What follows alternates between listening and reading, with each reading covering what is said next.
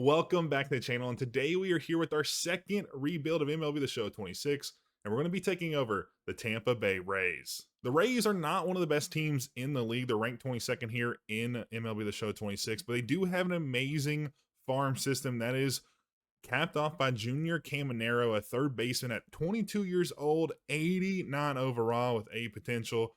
His stats are off the charts. He hits for absolute insane power, had a 535 slugging last season, which was good for an 846 OPS. But the issue is for us is that the Rays do not offer long-term deals. They really haven't ever done that. They don't do that often. If you remember, they traded players like Tyler Glass now because they weren't going to sign him to a long-term deal. They traded Blake Snell, even though they signed him to a 5-year, $50 million deal because they knew they weren't going to re-sign them. And they're just notorious about keeping the money low as possible. You can see on the screen their team budget this season is $120 million. We're going to try to keep it around that for the long haul. We'll discuss in a second kind of what our game plan is to make this a realistic rebuild. And it's going to be based on the fact that we're not going to be offering big time contracts out of free agency or to players already on our roster, which may mean we may have to say goodbye to some top tier talent like Junior Caminero. But the Rays are also notorious for never winning a World Series. They've only been around for 28 seasons or so, and they've only made the World Series twice in 2008 and 2020 in that shortened COVID season, but they never been able to defeat anybody in the World Series and win one. They only have one 100-win season, so that's going to be our goal in this one, is to win in their first World Series title, but also get them another 100-win season. But can we do it in 5 seasons? I'm not entirely sure, mostly because of the limitations we're going to set out for ourselves. And the rules we're going to set out for ourselves for this rebuild are twofold. One is going to have to deal with extensions, so players already on our team, prospects we draft and stuff like that. And the other one's going to have to do with free agents. Notoriously, the longest free agent contract signing they have signed is a 3-year, $40 million deal for Zach Eflin. So to keep that in line, we are not going to be offering any free agents any deals over 5 seasons or more, worth more than $25 million per season. And on the flip side of that, we're not going to be offering any players on our roster an extension past 8 seasons.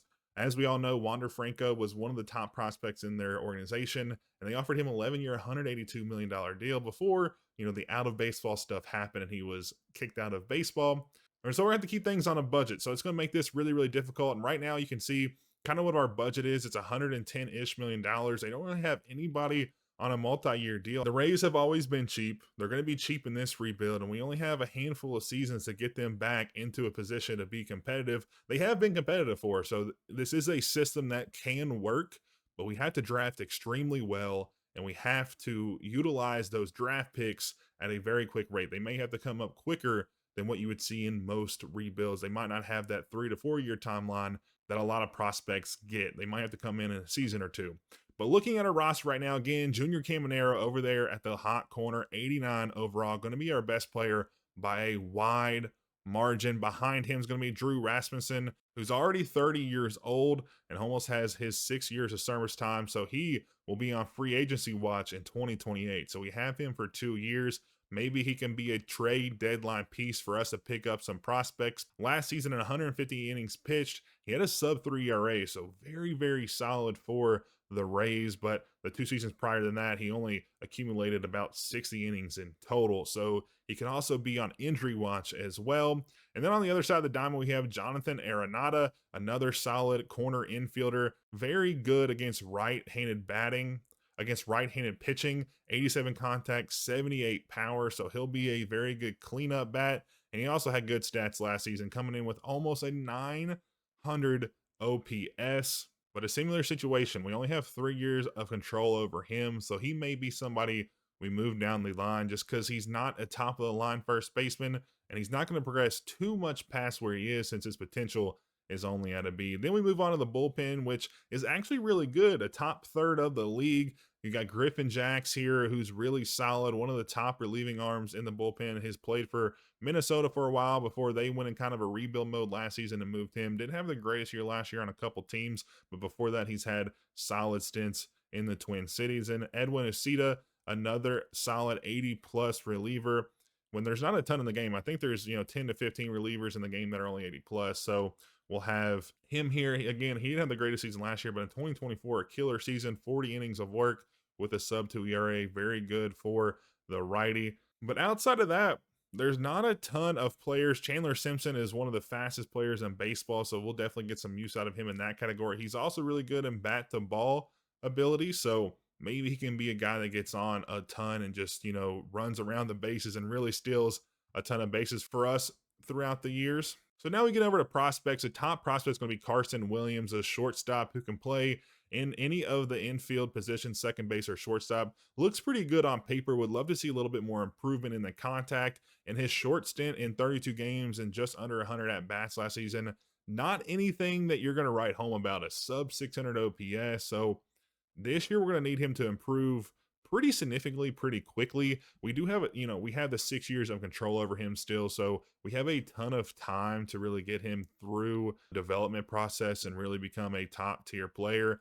He's only 22 years old. He's the number one prospect, 34 in all of baseball, and I think he'll be good down the line. He's still a little bit of rough around the edges. And Theo Gillen's a center fielder. He's he's an A ball right now, so he will not be in the majors for any time or for a long time. He has a couple quirks, which is nice. You love to see some prospects with quirks. Hasn't really posted any stats anywhere, but he is a utility guy, can play basically everywhere in the infield except for third base and all of the outfield positions. So even if he doesn't pan out to be, a top of the line prospect, he's going to be somebody that can be, a utility man for us down the line. Xavier Isaacs, another first baseman.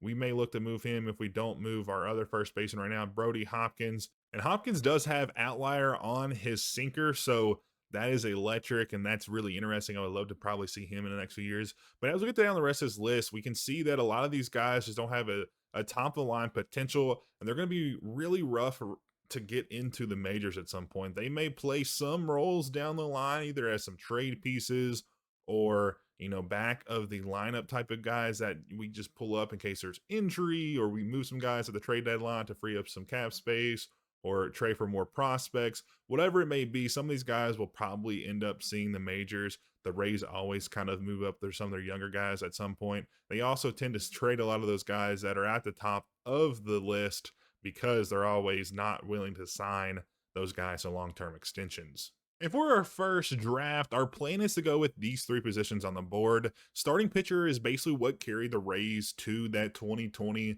World Series. Obviously, they had some pieces in the batting order, but that pitching with Tyler Glasnow, Blake Snell, and a couple other guys, it really propelled them into a deep playoff run. We also need a corner outfielder right now. We don't really have any super solid prospects, and also our teams at the major league level isn't great. And then catching. We're 30th in the league. We definitely do need a little bit of a tune-up there, right? I don't think we have anybody that's really going to make a difference down the line at that position. So those three positions will definitely be what we look for in this first draft. Obviously, if some things come down the line and we find some better players, we'll pivot. But for now, that's our goal. And now it's time for our very first draft. And this year, we need to capitalize on the fact that we have the second overall pick. And I think we have the chance to. This draft class, I think, is insane. If you watch our last rebuild with the Cardinals, I just don't feel like any of those draft classes were really solid. But this one could have a couple generational players. Off the top, Felipe Lopez, a solid catcher, which is a position we need to fill. And just look at that bat tool. Insane contact, power off the charts, and he's also an exceptional fielder back there behind the dish. 84 to 99 potential, 6'2", 226, 18-year-old out of Puerto Rico.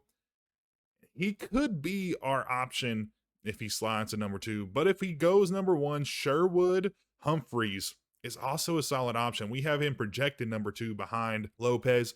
Can play both corner spots. So if we don't, or if we aren't able to re-sign Caminero, we can move him to the right side.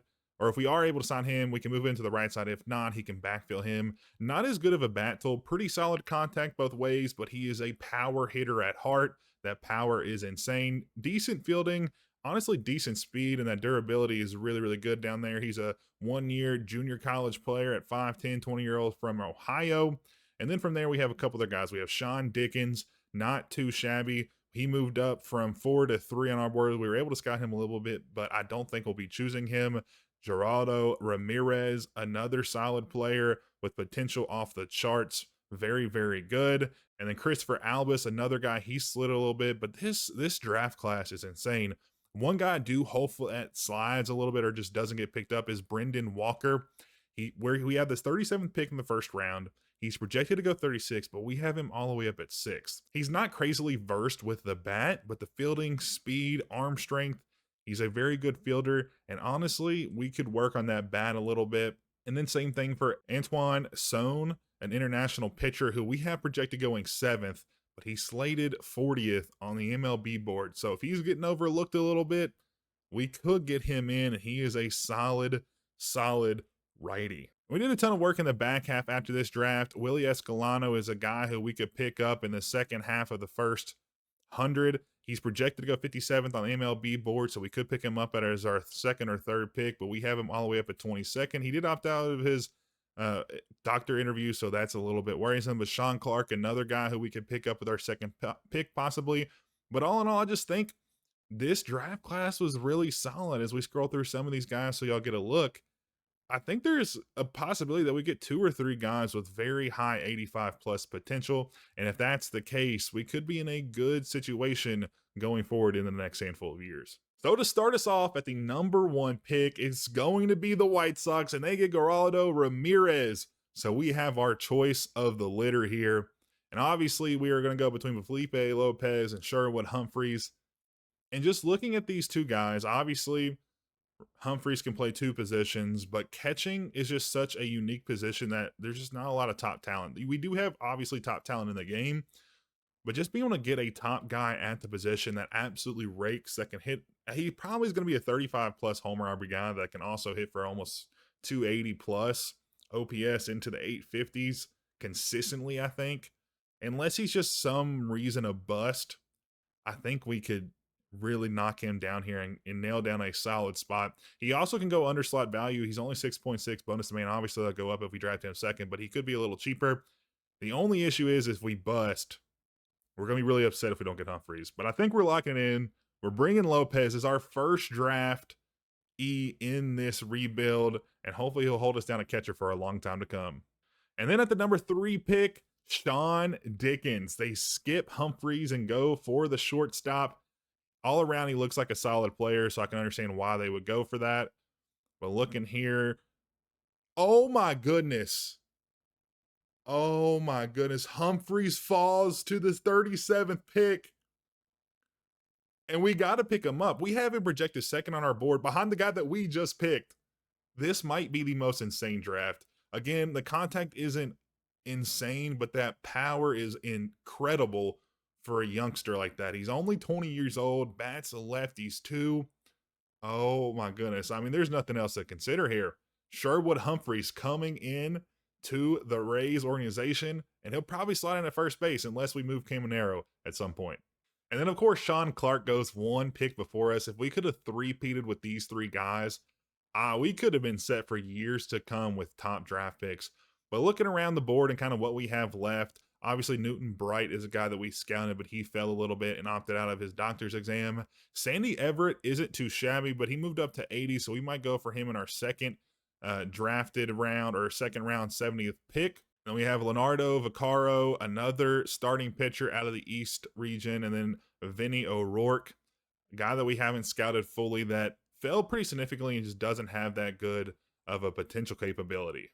And since the 3 or 4 guys that we have scouted just aren't that great, we're going to take a little bit of risk. I think we've gone 2 for 2 on just extremely good prospects. So I think it's time to take a little bit of risk. We're going to go with Craig Francis. He has a great pitch mix. If the potential works out to be a solid potential, he'll be an incredible player for us down the line. I just think we need a starting pitcher at this point, and I just don't think any of the 4 guys are going to be good enough for us right now.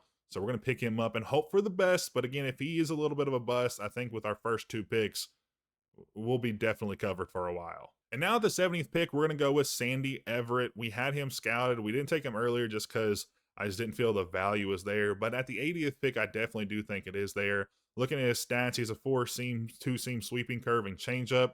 Pretty good. The movement and break on that sweeping curve is crazy. And he also has very good velocity. So if he pans out to be, low 80s, high 70s overall player, he could work into the bullpen as a long relief guy at some point. Maybe not a, top 5 rotation guy. But I think all in all for, 4th pick in our draft, number 70, pick number 70, I think it's a good pick.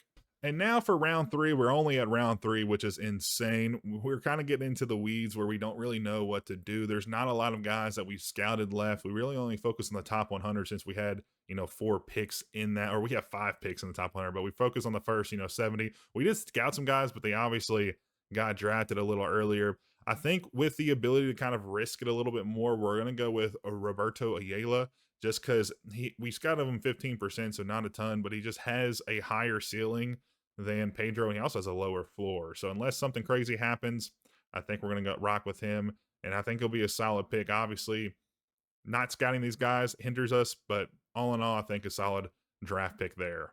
Getting in around 4, pick number 118, we're going to go with a relief pitcher.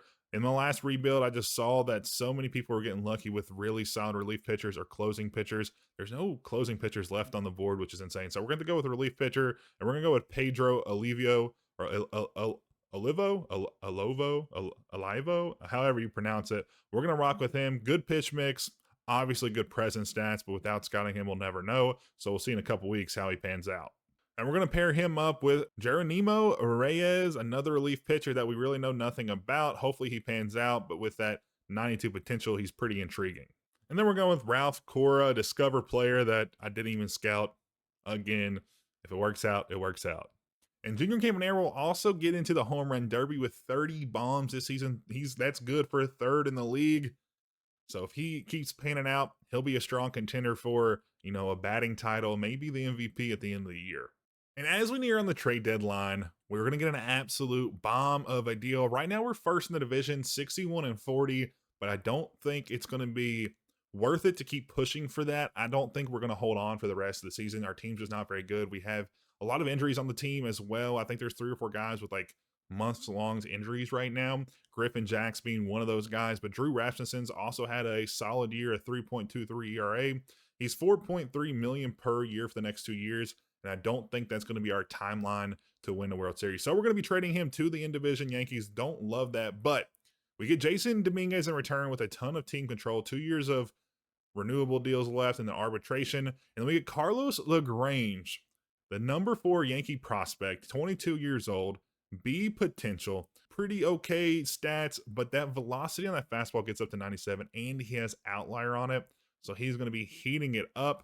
And then we also get Thatcher Hurd, the 8th prospect in the Yankees system, 23 years old, not as well polished as Carlos LaGrange is, but still could be somebody that comes in and plays down the line if he gets to mid-70s. And he has a very, very good sub-1 ERA in his one start in, I think, Double-A. So all in all, I think this trade's worth it. We get an outfielder we have a lot of control of who's having a really good season in Triple-A, 283, 8 homers, 38 RBIs. And then a really, really good top pitching prospect that we can have for years to come. And then days before the deadline, we have 2 offers, one from the Guardians, the other one from the Rangers. Let's talk to the Guardian ones first.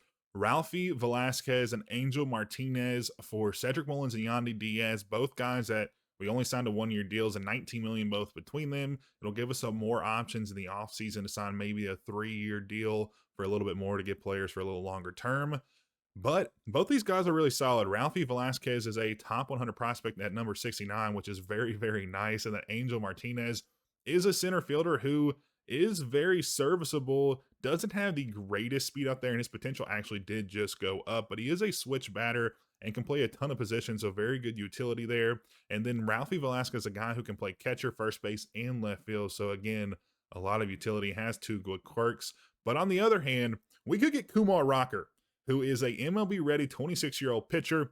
He's 3-0 this season, 3.14 ERA, 30 strikeouts, and 51 innings of work. He has a very good sinker, and he's been kind of mid his last couple of outings or a couple years in the MLB. He had 14 games last year with a almost 6 ERA. In his 3 games in 2024, he got up around 4. But this year, he's looking really good, so in the game, he might be a little better. And then we have Anthony Gutierrez, a center fielder who just doesn't have the exact same amount of livelihood as Angel Martinez does. But I think with the fact that we have Jonathan Arenado in a position to have a few more years, and we have that prospect who can play first base and third base in the pipeline, I think we're going to rock with the Kumar, no pun intended, Kumar Rocker trade, and we're going to go get him and Gutierrez.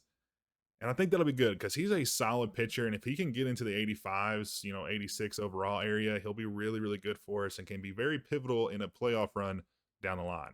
But here we go. Felipe Lopez, 99 potential, 78 overall. And he could make the opening day roster as soon as next season. 73 contact against righties, 68 against lefties. He has some pop, 69 against righties, 60 against lefties. Really good behind the dish as well. Doesn't have the speed you would love to see, so he's not a 5-tool player, but who cares? He's 99 potential. He's going to be an absolute absurdly good catcher for us for years to come. And then Sherwood Humphreys, another solid pickup. This guy we thought was second overall capability, but he went all the way into the second round or in the first round in those extra picks that teams get. 89 potential, 67 overall. Doesn't really have the contact you would love to see, but that pop is crazy. Averages on 70. Would love to see a little more fielding, but if we stick him over at first base, it's not going to be too bad. And then Craig Francis, a pitcher who we took a risk on, turns out to be 86 potential, 66 overall. Has pretty good stamina. Nothing crazy on his stuff, but his changeup is really good. The four-seam fastball needs a little bit of work in velocity area. Sandy Everett, not a great pick, 75 potential. Could be a guy that pops in at one point in time. Roberto Ayala, 84 potentials, 53 overall. Doesn't really have anything. He actually does have hits per nines against lefties pretty solid and home runs per nine as well. Pedro, not too good. I mean, 70 potential, 59 overall. Reyes, not too bad. 81 potential, 61 overall there. And then 76 and 64 for Cora. But the White Sox, who went the pick before us, drafted Ramirez, 88 potential.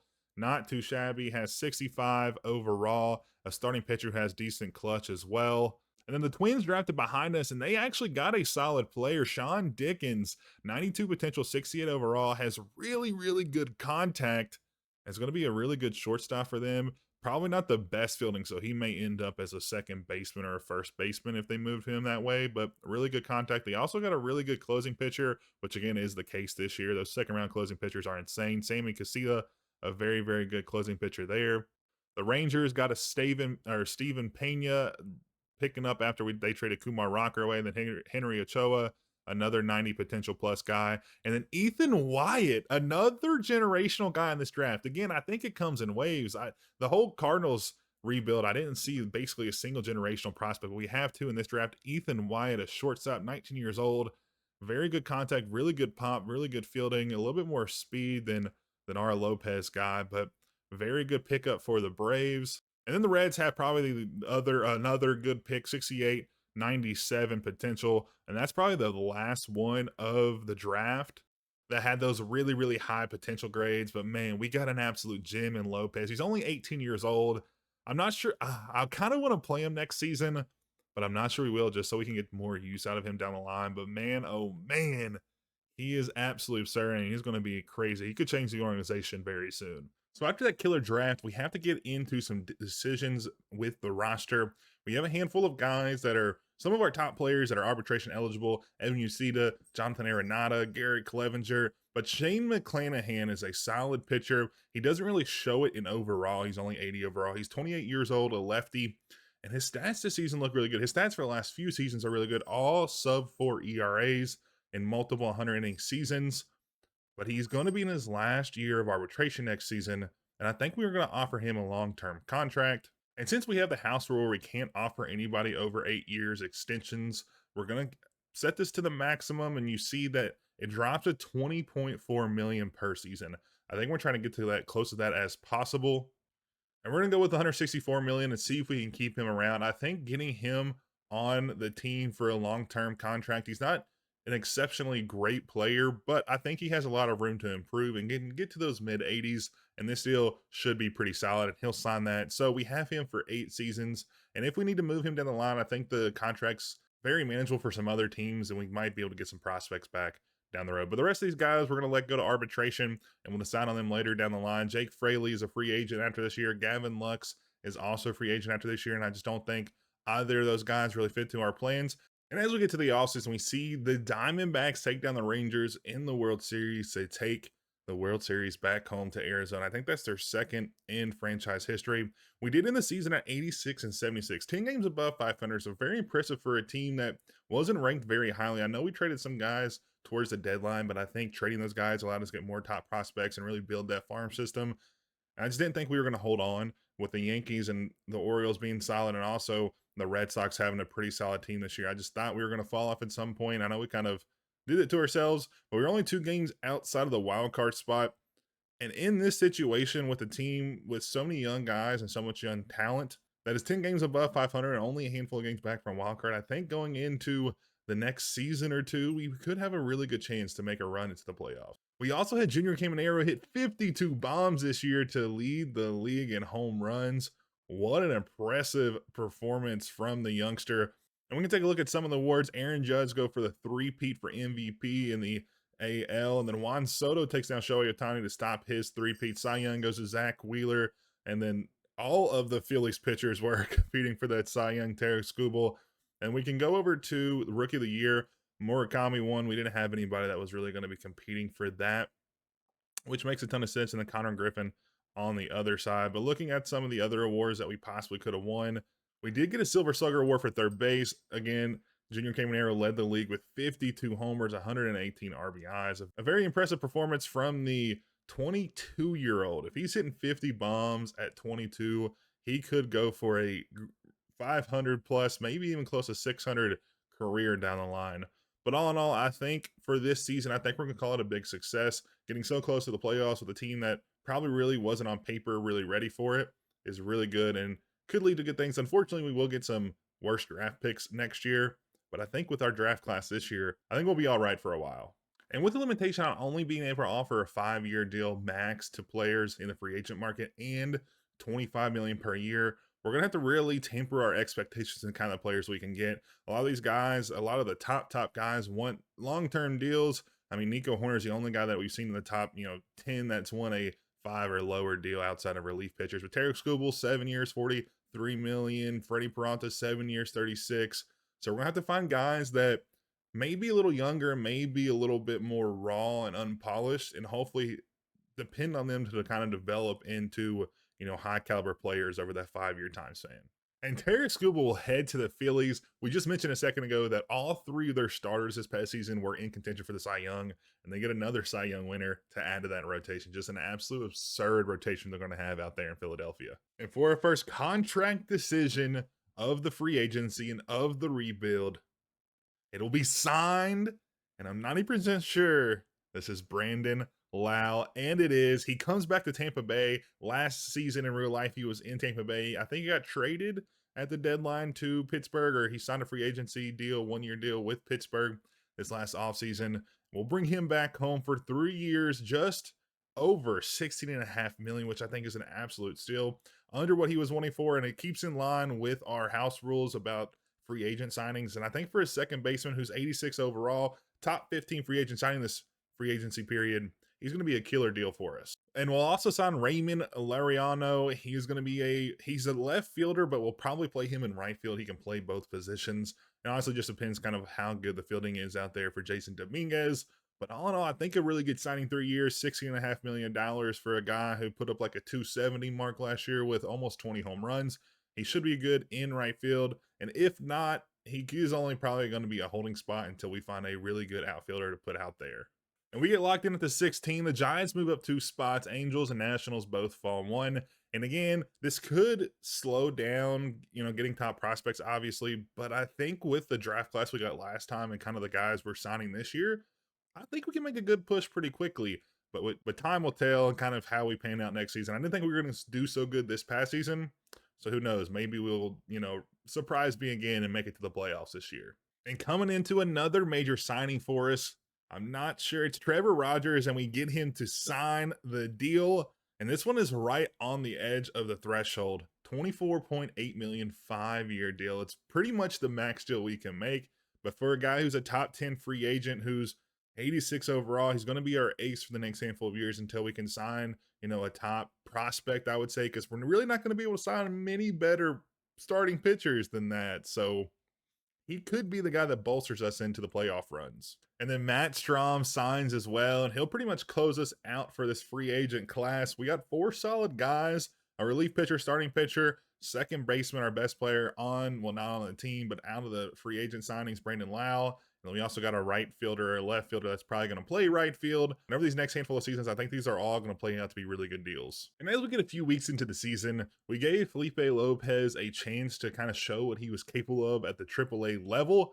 And he's capable of basically anything, man. He has a 900 OPS, a 330 slugging, 5 homers, and only 88 at bats. He's going to be an absolutely insane. He's going to be getting the promotion into the MLB today. I'm debating starting him out on the major league roster, but again, sometimes with top prospects, or in my experience in the past, if you start them out on the MLB roster, they'll just go really cold and then they just won't progress. So I want to get him a little bit warm and hot, and he's on a heater right now, so he's making the promotion to MLB. And this could speed up his timeline. I mean, he's going to have 6 years with the team before we have to offer him a free agent deal. But I think he's just way too good to keep down, and I'm excited to see how he plays out in the majors. And now it's time for draft number 2 in year 2. And I think we did an actually great job here on terms of the fact that we're in the last half of the first round. We do have 3 first-round draft picks, so we could get a good haul here, even though we don't have a premium, top 5 pick. And we're going to start off with Vincent Bonilla, a center fielder who's slated at 28th that we have going 3rd. He did opt out of his doctor exam, but he can play everywhere in the outfield, and he looks pretty good. A little bit low on power, but everything else is pretty nice. I would love to see a little bit more arm strength in the center field premium, main captain of the outfield position. But all in all, I think really good, especially if he comes in, in those high 80s, low 90s potential. He'll be very good for us. And then another guy we scouted that we kind of got lucky with was Andreas. He's very good. He's a starting pitcher. We have him slated going 8th, and that fastball is electric. It's very good quality, has a ton of velocity behind it, and his per nines, K per nines are both solid. Control and clutch are also really good as well. He's a lefty, which we are kind of loaded on lefties right now in our rotation, but if we can get a top of the line prospect who comes in, again, on that high 80 side of potential, that'll be very good. Ryan Hutchinson's another starting pitcher that moved up 9 spots this time. Has a good pitch mix with that cutter getting all the way up to 99, which is faster than his fastball, which could be electric. And then we have a discovered player, Damon Gage, out of the East region, which is going to be close to home, and he's going to have a high motivation to sign, which we could get him for very, very cheap. Pitch mix is a little bit worse for Ware. Would love to see at least one more pitch. Outside of that, he looks very, very good. Very good potential, really good overall spread, and I would love to see if he could come into the rotation. I think he'll probably, if everything works out accordingly, he would be like our 3rd first-round pick, and then we would get the other handful of guys at the first one. But the rest of these guys, we did kind of a little bit of scouting of everybody. Oliver here is also pretty solid, but we didn't get him fully scouted. But moving to kind of the back half, we've scouted some guys. I'm not sure if these guys will last that long because they're slated to go higher on the MLB draft order, and we just didn't have that much luck in the back half. And to start us off, at the number 1 pick, it's the Cardinals. The team that we just rebuilt goes for Alan Taylor. Has the capability of being all the way up at 99 potential, but we didn't scout him, so we'll never know until we sign everybody. Fred Grady, a left fielder, goes to the White Sox. The White Sox seem to always be in the top 3. And then the Rockies, another team that's always in the top half or top 5. John Ramsey, the 3rd baseman. When we headed out to the Mile High City. Moving our pick, do we get lucky? Ryan Hutchinson was one of the guys we did look at, but we didn't, they didn't steal our top guy, and that's going to be amazing. Vincent Bonilla is going to be coming to Tampa Bay, just an exceptional player, has really good bat tool, very good fielding, and he's electric on the base paths. And I just think that he's going to could be a generational type player, but we'll have to wait and see. And then for our 2nd draft pick, it works out perfectly. Andreas, the guy who moved from 40 to 8th, is going to be coming to Tampa Bay as well. Just looking over stats one more time, very good stuff, and that 4-seamer is absolutely electric. If he can get outlier on that pitch, which I haven't really seen a prospect have outlier in any of the dynasties I ran through, but if that could be insane if he could get that up to 101. But outside of that, pretty raw, but I think he's going to be a good guy that has that good potential. We may have just looked out in another draft with really good couple first-round draft picks. And then it works out again. Damon Gage is going to be coming to Tampa Bay. We have him slotted all the way up at number 10, 87 to 92, which is a really small range. Again, that pitch mix, would love to see at least, a fourth pitch, a changeup, or, a splitter or something like that. He's really going to complement our other draft picks and could be a guy that we see at the back stages of this rebuild. And then coming in the second round, finally at pick number 69, we have Thomas Jackson, Kevin Bravo, a couple guys who are undiscovered, so we're going to lay off for now. We really don't have them highly scouted anyways. We thought about taking Blaine Hoff, but I think I'm going to take a little bit of a risk. We already have a good center fielder. We have another one on the roster that's pretty good. So I think we're going to lay off to him until at least the number 90s round, which means we're going to go on to kind of the board as a whole and just kind of take a stab at it. We got lucky last season. And I think we get lucky again with a decent draft pick with high potential. He doesn't have to have the highest overall. We have time to give him a little bit of a leeway. And I think the player we're going to go with is going to be Charles Dooley. We have a good third baseman, so we're not going to go with Freddie Morris. Our first base is good for now, and I think if we need to sign a free agent, we always can. Christopher Penn would not be an option, or could be an option, but won't go for us. But I think we're going to go with Charles Dooley just because he looks pretty good on paper. Fielding's really solid at that shortstop position, which is what you want, one of the if not the most important fielding positions in the game. He's very good on speed. Bat tool, a little bit worse for that wear, but if he can get to that 70 mark, I'll be pretty excited. So we're going to slot him in as our second round pick. And we may have gotten a little greedy because we do lose a lot of the guys that we scouted, but I did say we're going to lock in Blaine Hoff here. We're going to go ahead and do that. He destroys lefties, which is good. Could be somebody that we can slot in as a platoon type of player down the line or a pinch runner. Has a lot of utility, especially when he can cover all three outfield positions. We almost got him fully scouted, so that is a little worrisome. But I think as the third round pick at nearly 100, it's going to work out.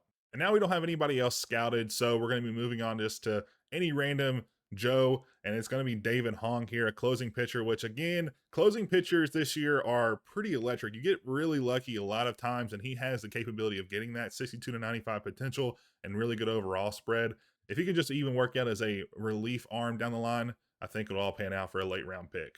And then we're going to stick with Chuck Buchanan. This guy is going to be with the possibility of having a really high overall, and he has a potential that's at the top part of the overall, which is sometimes a good indicator. I think in this game, it's not 100% foolproof like it's been in last games. So we're going to bring him into Tampa Bay and see if he can pan out and be a good high potential player. And for the third straight round, we're going to go on potential. This guy's a little bit older, but has 93 capability on potential. I think that's a good thing. Obviously, we'll never know until a few weeks. But Carmen Ferreira is coming to Tampa Bay as well, which we get 3 relief pitchers in a row. I think we got a good spread of talent on our board.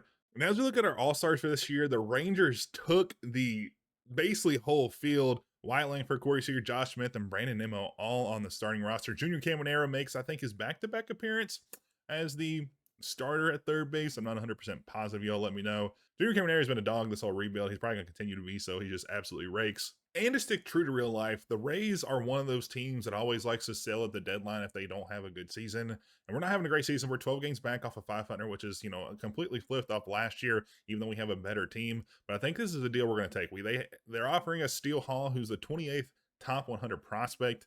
He hasn't had an insane year in AAA with that B potential, and he's already 67 overall as a 19-year-old. I think he'll be solid down the line. And shortstop's a position. We have Carson Williams there, but he hasn't been panning out really well. And if he doesn't really perform in the majors, he's not going to really improve either. So he may work out, but regardless, it's always nice to have a shortstop, even if he's a trade piece down the line. He also can move to, second base or another premier position probably. We're going to be moving Raymond Laureano just because he's had a miserable year so far, and we're paying him $17 million a year or such. I just don't think he's going to be a long-term option out there in right field. We took a little bit of risk on him because there wasn't many options in the outfield, but I think this free agent class will do a little better. Then we also signed Taylor Kinley when Uceta got hurt earlier in the season, but he's back now, so we can move him as well and get a couple million off our books. And now we can see our draft picks in totality. Vincent Bonilla, 89 potential, 63 overall, has really good speed. Rough fielding, contact isn't too terrible. Would love to see a little more pop there. All in all, I think a solid pick. Not going to be somebody we're going to be too upset about drafting. Andreas, 87 potential, 59 overall pitcher. He's a lefty, has decent clutch, and also his lefty stats are really good, and that velocity and that four-seamer is crazy. So I'm really happy with that. Damon Gage, a 22-year-old, 66 overall, 88 potential. So he'll probably have a little bit more streamlined path to the majors over the next handful of seasons. And then Charles Dooley, a guy we kind of took a risk on, has 80 potential, 50 overall, so not too crazy. Than Blaine Hoff, a center fielder, who has 74 overall. Holy crap, he already comes in as a 74, but only has 74 potential. He could be a guy that we could use for a handful of years, and potential does go up every now and then, so he could get into the high 70s if everything works out accordingly. But has really good speed, contact against lefties really solid. Again, I think we thought he was going to be kind of a platoon guy, and he is. And then David Hong, a 70 overall reliever, which is really good, or closing pitcher, which he's probably going to play reliever for us with 77 potential. He'll probably be, I think he's probably already top like 5 or 6 relievers in our organization. We weren't able to sign Chuck Buchanan, and we'll finish out with Carmen Ferreira, a 79 potential, 51 overall relief pitcher. But outside of that, it was a pretty solid draft class for most teams. You got players like Carmine Almanzar, a 98 potential, 60 overall starting pitcher for the Tigers. Insane control, really good stamina, very good pitcher for them. But all in all, a pretty good class. You have some pretty good players up here at the top. But then we also have arguably the worst pick I've ever seen. The Padres select Mark Delaury, 55 potential. That is genuinely the lowest potential I've ever seen for a first draft pick for any team. I've never seen Gray on that for a top pick on an organization. I guess they didn't realize it when they signed him, but that's insane. Incredibly terrible performance. But all in all, I think this draft class for us is really solid. Another guy who's going to play a big role for us, probably at the tail end of this rebuild. And then some other guys who can probably make a streamlined road into the majors very soon. So I'm very pleased all around. And now I think it's time to offer Junior Caminero the long-term extension he needs. This is a year where he's a little bit down in terms of stats. He has a 234 average, a 454 slugging, so right around 740 OPS, which is significantly down from last 2 seasons where he averaged around an 860. But signing him this year when he's starting to get arbitration is probably better for us, because we'll probably be able to get a cheaper deal, because not only is he not performing well this year, but he's also in his first year of ARB rather than his second or third year of ARB. And we're going to offer Caminero this 8-year, $200 million deal for 25 a year. It's pretty comparable deals they've done in the past if you count for inflation. And a guy who hit 50 home runs last year, who's already at 25 this year, I think it's a great deal for us, and he's going to sign that contract. So he'll be with us for the next 8 years, and he still's only going to be like 31 at the end of that contract. So we might be able to offer him another one if we continue to play past that. And we're also going to look at signing Garrett Clevenger. He has had a little bit of a rough year with a 5.36 ERA. If you look at his last handful of years, it's around that 3.5 or lower mark pretty much all the time. I think he's just having a little bit of a worse season right now. And I think that's honestly probably better for us, because we're going to get a little bit of a deal. But the rest of these guys, we're either going to let probably walk to free agency or let them go to arbitration. I just don't think there's a lot of value bringing like Steven Matz back or anything. And of course, just the luck I always have on our franchises, it seems. Caminero, as soon as he signs, is down for a week or two. Not the biggest deal. He's not going to be gone for the rest of the season, but it's just hilarious how we sign a contract and immediately he goes and gets injured. So as we come to the close of the regular season, we'll have 3 league leaders. Jason Dominguez leads the league in doubles. Chandler Henson leads the league in triples at 12 and stolen bases at 42. We have him in the leadoff spot. He's got electric speed out there, and he's done really well. Actually, I think he hit around like a 270 average as well. And we also get the AL Rookie of the Year award with none other than Felipe Lopez, our draft pick from last season. I mean, he's just absolutely absurd, man. He's got such good potential, such good overall. Nearing in on that 20 home run mark, 51 RBIs, a 263 average. He progressed from a 78 to an 84 in one season. He's very, very good. That bat tool, especially against the lefties, went up almost 10 points. Power went up as well. Very, very solid all-around player. His OPS was just under 800. In his first year of the majors, I think he's done well. His strikeout rate was at 20%, so I would love to see that go down. His walk rate was at 10%, so that's not too shabby. You can always go up a little bit. For a rookie, I think he's just been exceptional. He's going to be a great corner piece of this organization. But Nick Kurtz will go and get the MVP of the American League. Vinny Pasquantino, who's moved over to the Braves now, will also get it on the other side. Cy Young goes to another Phillies pitcher again. They signed Skubal. They have Wheeler. They also have Luzardo, and then I think somebody else. They're just absolutely, or Sanchez, are absolutely absurd. 3 guys that are above 90, like 4 that are right below that. And then Cy Young on the AL side, Max Fried, Garrett Crochet, Ranger Suarez right behind them. Batting title goes Corey Seager and Lars Nootbaar, who hit 342 this season. the Braves look to be pretty scary. Reliever of the Year award will go to Kittredge and Mason Miller. We'll have a Gold Glove with Jonathan Arenado at first base. And then Brandon Lau will come in second for Silver Slugger. And then Junior Caminero will come in third. All in all, outside of our record where we, we're pretty rough, where we came in last place, 9 games off 500, I think it's not too shabby. I think next year we have a good chance. I mean, this division was really stacked this year. All of the teams except for us were in the top, 9 of the league, and all of them were within 1 game of each other. So that's pretty crazy. Outside of that, I think we're doing pretty well. I think we got a good pace, and I think we've got a lot of good prospects that should see the field in the majors in the next handful of seasons. That's really going to help us out. And we didn't look at this beginning of the season, but even without Lopez, we still have the #1 farm rank in all of MLB, which is absurd. Sherwood Humphreys, who we kind of completely forgot about this season, is really good. He had a 300 average, a 962 OPS in AA. He probably should have got the bump up to AAA. Craig Francis, a starting pitcher. We drafted in that second round last season. He hasn't played much in the AA. I think we did actually just promote him. Steele Hall, a guy we acquired via trade. He's currently an A-ball, but he's done some good work, improved 3 overall points. And Theo Gillen, a center fielder who's done really well. He's moved up 3 overall points as well. And on the AA slate this year, he didn't really have a great hitting performance. So we're going to need to see that improve before he makes a jump to the majors anytime soon. He may see AAA next season. Carlos Lagrange, another guy, 6'7" pitcher. He went up 4 overall points to 71. Xavier Isaacs, who we thought about moving up to the majors, but we want to give him another year in development in the majors. And then outside that, we're pretty solid all around. I'm really excited to see where our guys come in this season that we drafted. I think we'll have, another couple top prospects. But outside the fact that we're #1, I do think it's interesting that our top guy's only 11th. So we're #1 farm rank, but our top guy is 11th. And I mean, obviously, if we had Lopez in here, he'd be #1 overall in that. But he's just so good, we had to move him up to the majors. And the Braves will take down the Blue Jays in 7 in the World Series. The Reds even make a run to the NLCS. The Dodgers lose out 3-1. And they're having a rough go of it in this rebuild. They're pretty dominant in the last one that we did. They just haven't had success. Maybe they'll sell a few pieces, but probably not. They're going to probably sign like the top 3 free agents this year. And as we head into year 3 of this rebuild, I think we're in a really good spot. If you look at our ratings for most of the positions we have, I mean, catcher's 11th, it's only going to go up. Third base, we're at 3rd. Second base, we're at 5th with Lau. First, 11th.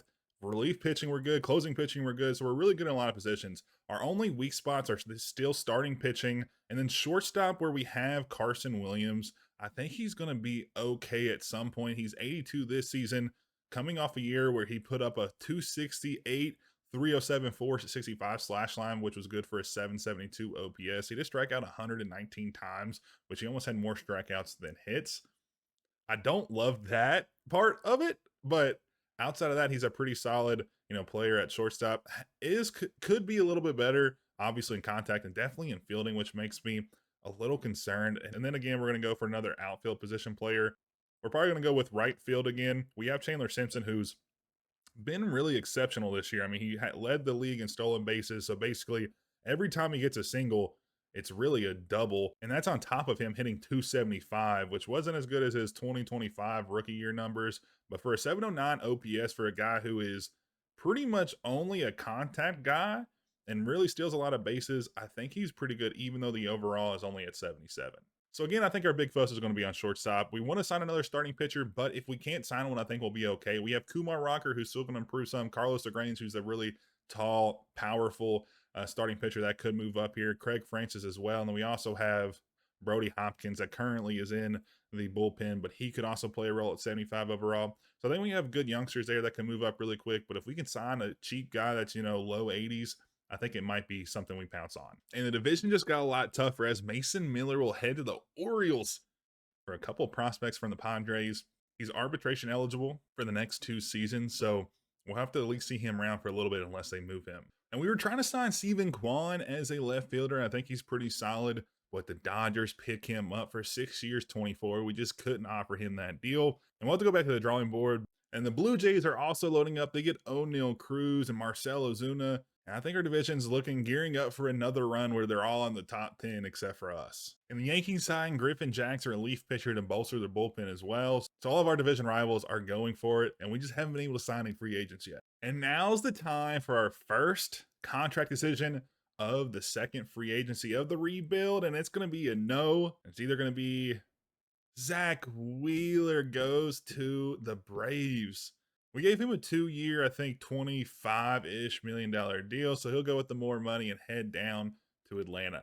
And we're 0 for again. Lars Newbar, who had a 1,000 OPS this season. I'm surprised that he didn't go for more. We offered him a 5-year, 15 points. So we offered exactly what he asked for, but he took a little bit more money, less years, and he'll be headed to the West Coast. And for our third draft lottery, we'll stick at that 8th spot, but the Giants move up 3, and so do the Cardinals. The Rockies fall 1, Guardians fall 1, Royals fall 1. Cardinals doing pretty well. We didn't have that luck in our Cardinal rebuild, but as the 8th pick, I think we have a shot to get another, top talent. We've had really good success in these last 2, so hopefully we can make it 3 for 3. And this time we get beat out for Justin Steele, a lefty at 88 overall. Top 10 free agent is headed to the Baltimore Orioles. Another, again, the division rivals are all bolstering up every part of their teams, and we haven't been able to sign a single free agent this time around. And for the first time this offseason, we're able to sign a free agent. That's going to be Sandy Alcantara. So he'll stay in Florida 4 years, $23.28 million,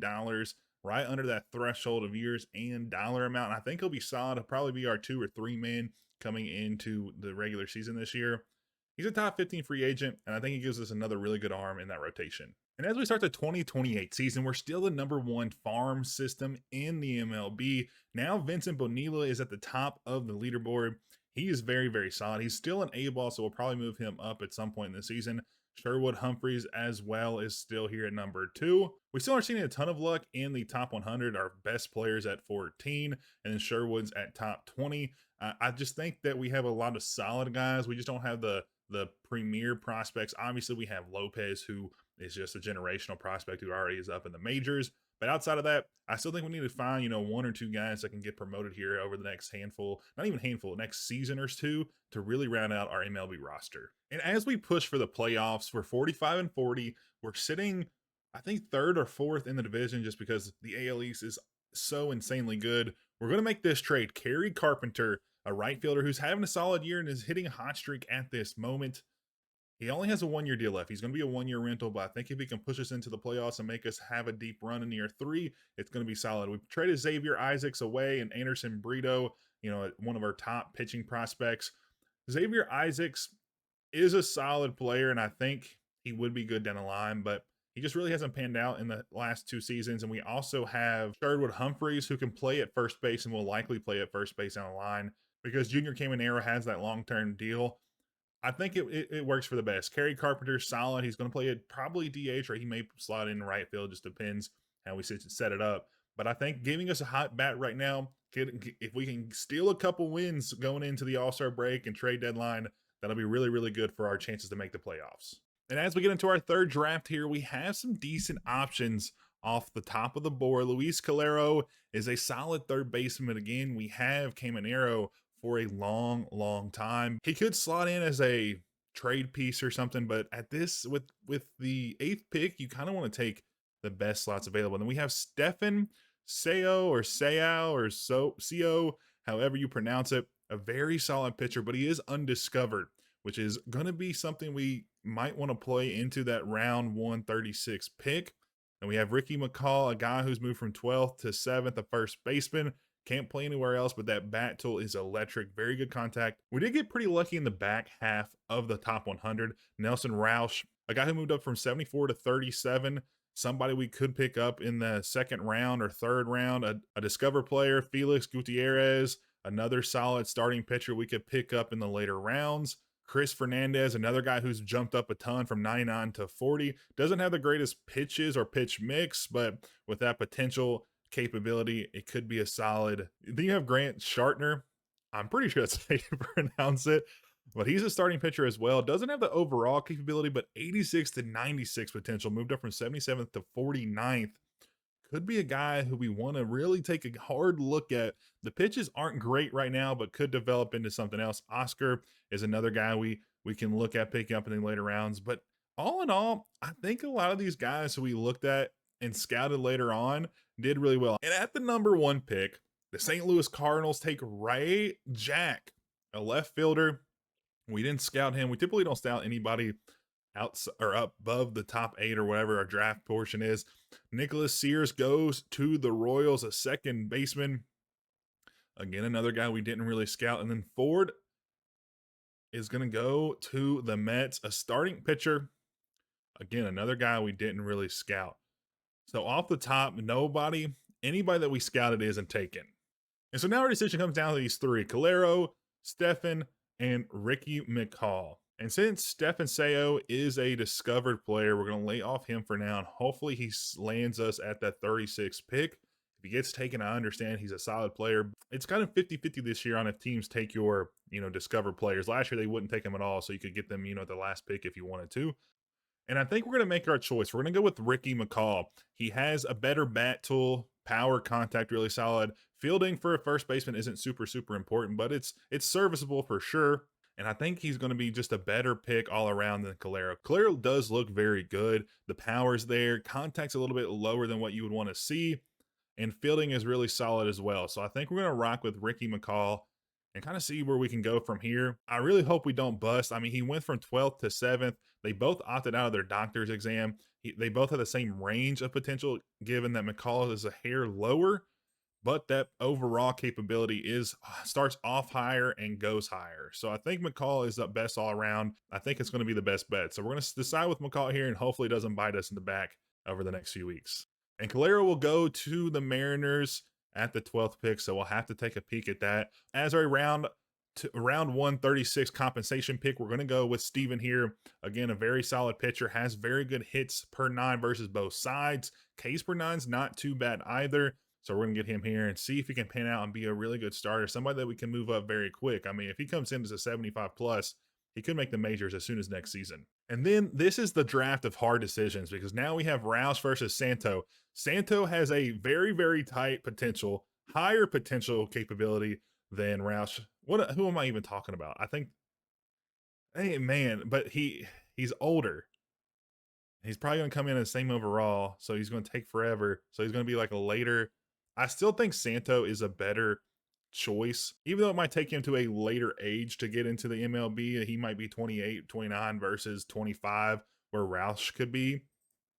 I just think he has the tools, man. He's a little taller. He has that higher potential capability, and he's a lefty, which you can always use lefties. They both opted out of their doctor's exam, and I think Santo is going to be our pick. We're going to pick him up as our 3rd pick, number 67. As long as he's not a bust, I think he's going to be a great pick for us. And then Roush will go 2 picks behind us at number 69. Very nice for him. I think we did good. I think it was the right pick, but we have to wait and see.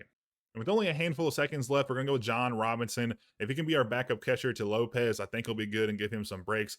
We didn't scout him, but we only have one more guy scouting. He was projected into the hundreds, so I think this is a good time to take a risk. Now we're on to the point where we don't have anybody scouted, nobody on our top 100 boards. So I think we're going to go with some solid relievers or anybody with high potential. I think we're going to go with Marcos Muriel. Very high potential capability, not really scouted, but if he can, pan out as a risk for us, even into the 70s, could be a guy that can play, around the infield for us as a utility guy. Unfortunately, I forgot to record this bit in the commentary over it, but enjoy this realistic reaction from me and kind of the overview of kind of the players in this draft class. Ooh, Omar Santo.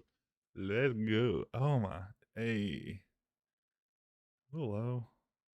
A little low. Those are the Twins. There. 87 potential. Man, 87 versus. And in game 162, the season comes down to the last game, the Orioles versus the Rays. And guess who we play? The Baltimore Orioles. So we're going to jump in and manage this game and see if we can slide into the playoffs on the last day of the season.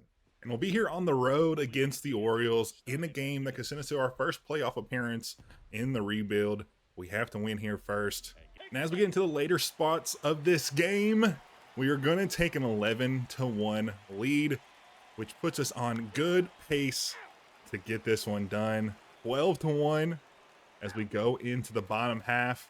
Trevor Rogers still in the bump. We're going to take him out in favor of our closer, Uceta, and put him on the mound to give us a chance to win. Strikeout, a single, flyout, and a flyout. And the boys are headed to the playoffs for the first time as a wild card. Will be the 6th seed, I think.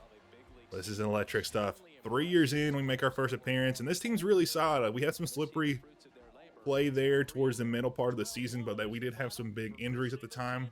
So everybody's healthy now. We could make a deep push into the playoffs. And in our playoff season, we were 7th in batting average, 270. Jason Dominguez with above a 300. A very solid pickup we picked up not too long ago. We also led the league in triples. Chandler Simpson, he is so quick, and he gets on base and steals bases, and that puts us at 4th as well. He had 36 this season. Didn't lead the league. Bryce Rang looks to lead the league with 38, unless there's other guys out there. Although we had a good batting average, we didn't slug that well. Junior Caminero, obviously, a 563. Jason Dominguez also at the 526. That's pretty much helped by the fact that he had a really good average. And then our ERA was 2nd in the league, a 381, right behind the Orioles, who we just took down on the road at a 378. We were tied with the D-backs and the Phillies there. And we did all the pitching without striking out many players, 19th on the season. Sandy Alcantara did have 173, but we're just not a very big strikeout team. But all in all, I think a very solid season. Our league leader, RBI league leader, is Junior Caminero. Very solid season from him. And he won it by a pretty significant amount. 5 over Shohei Ohtani and then 11 over Vinny Pasquantino in 3rd place. Dominguez also comes in 3rd place in batting average behind Nick Kurtz, who had a solid MVP season last year, and Alec Burleson, who's really looking really solid for the Cubs. And Caminero will barely miss the 50 home run mark this season, coming in at 47, 4th in all of MLB. And then Xavier Isaacs, for MLB rookies, he had 9 home runs. We traded him later in the deadline, and he went off a little bit, honestly, for the Tigers. But Trey Morgan, who we've had in the majors for a while, he's had 7 since the start of the season. But Xavier Isaacs could be a big bomb hitter for the Tigers. I still think we got a better deal in return for him. But I do miss seeing those 9 homers. If we would have brought him up, he might have been able to put up 25 plus. And Junior Caminero also barely missed winning MVP. Logan Gilbert also with an MVP type season as a pitcher, 20-3, a 217. But Caminero just missed a 300 average. It definitely should have come in second, a little bit lower, or pretty significantly lower on average. Barely missed them on home runs. But all in all, I think an impressive season. Shohei Ohtani back on top of MVP in the NL. Logan Gilbert won the Cy Young. Pretty obvious if he was so high on the MVP voting. Batting title goes to Nick Kurtz as well. And Alec Burleson wins it in the NL. And Xavier Isaac, again, who we traded like towards the deadline. He'll get 2nd in the Rookie of the Year voting, and he had a very impressive season. I mean, he only had 212 at-bats, not a significant amount, but he was able to put a stellar season together. And then Kerry Carpenter will win Gold Glove for us. We picked him up, and we did trade him for Xavier Isaac. So I think, all in all, I think it still worked out to have a good season for us. And then Brandon Lau will win the Silver Slugger 2nd base. Junior Caminero won it at 3rd base this season for us. And all in all, I think a very impressive season, and I think we are definitely deserving of making it into the playoffs. And I think we have a good chance to make a run. But first, we have to take down the Red Sox on the road in a 3-game stint.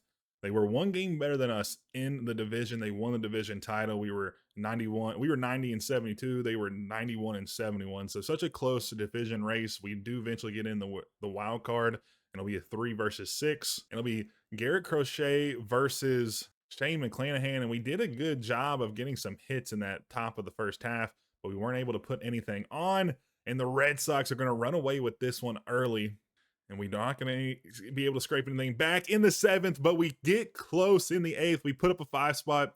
They do score 1 and get back up 2, and we go down 3 straight in the 9th inning, and we'll go down 0-1 in the series, but we had a good spot in the second half. Hopefully we can roll it into game 2. And for game number 2, be Trevor Rogers versus Suarez on the other side. And we're going to get a good 2 spot up on the Red Sox here early. And we'll keep the lead going into the 7th. We'll go ahead to the 8th. We're going to get another back. Felipe Lopez has been exceptional. He was 3 for 4 in the first game, 3 for 4 in this game. Ground out. Pitching change, fly out onto the bottom half. A single for Roman Anthony. Strikeout, a fly out to get us out of the inning. Can we get another one? We can't. So now we're on to the bottom half. I think since this is a lefty versus lefty, we're going to let him go. Do we let him go? I think we let him go. Oh, solo shot. All right, we're going to go to pitching change now. We're going to go back with Uceta to get us a save. In this one, line out, walk, walk, and he finally gets it done by the skin of his teeth. And looking at these stats, Trevor Rogers, 8 1/3, 12 strikeouts, about 1.5 per inning. He only allowed 2 runs. If we took him out in the 8th, he would only allowed 1. Felipe Lopez, 3 for 4. Brandon Lau, Jonathan Arenado, one hit today with RBIs each. Ben Williamson with a triple. And I just think we had a very good performance. They also had some home runs, and basically that was their only run support was from home runs. And now we're here in game 3, and we don't get the early lead. Oh my goodness, the Red Sox take a massive 10-0 lead here. We get one back. I don't know if it's going to be enough. We got a solo shot from Carson Williams, a walk, fielder's choice, double play to get him out of the inning. They're not going to get one back. 1 out, or 3 outs left as Brandon Lau goes deep. Another back-to-back solo shots. Caminero, the boys have fight.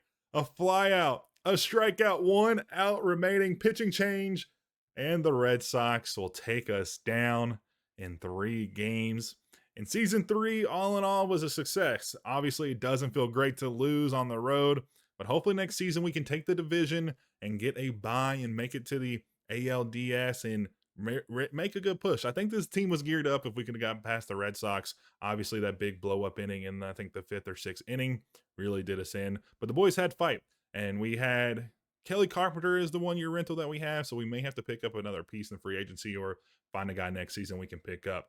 And the Dodgers finally take their place back on the mountaintop as they take down the Astros 4-3 in the World Series. Boston did make it to the ALCS. All in all, I think a very solid, impressive season for the boys. We weren't ranked that highly. Looking at our team as a whole, we were 14th. We were the worst team in the division, but somehow still managed to win 90 games. So I'm very impressed, very happy. I think next year could be the year we see a title come to Tampa Bay.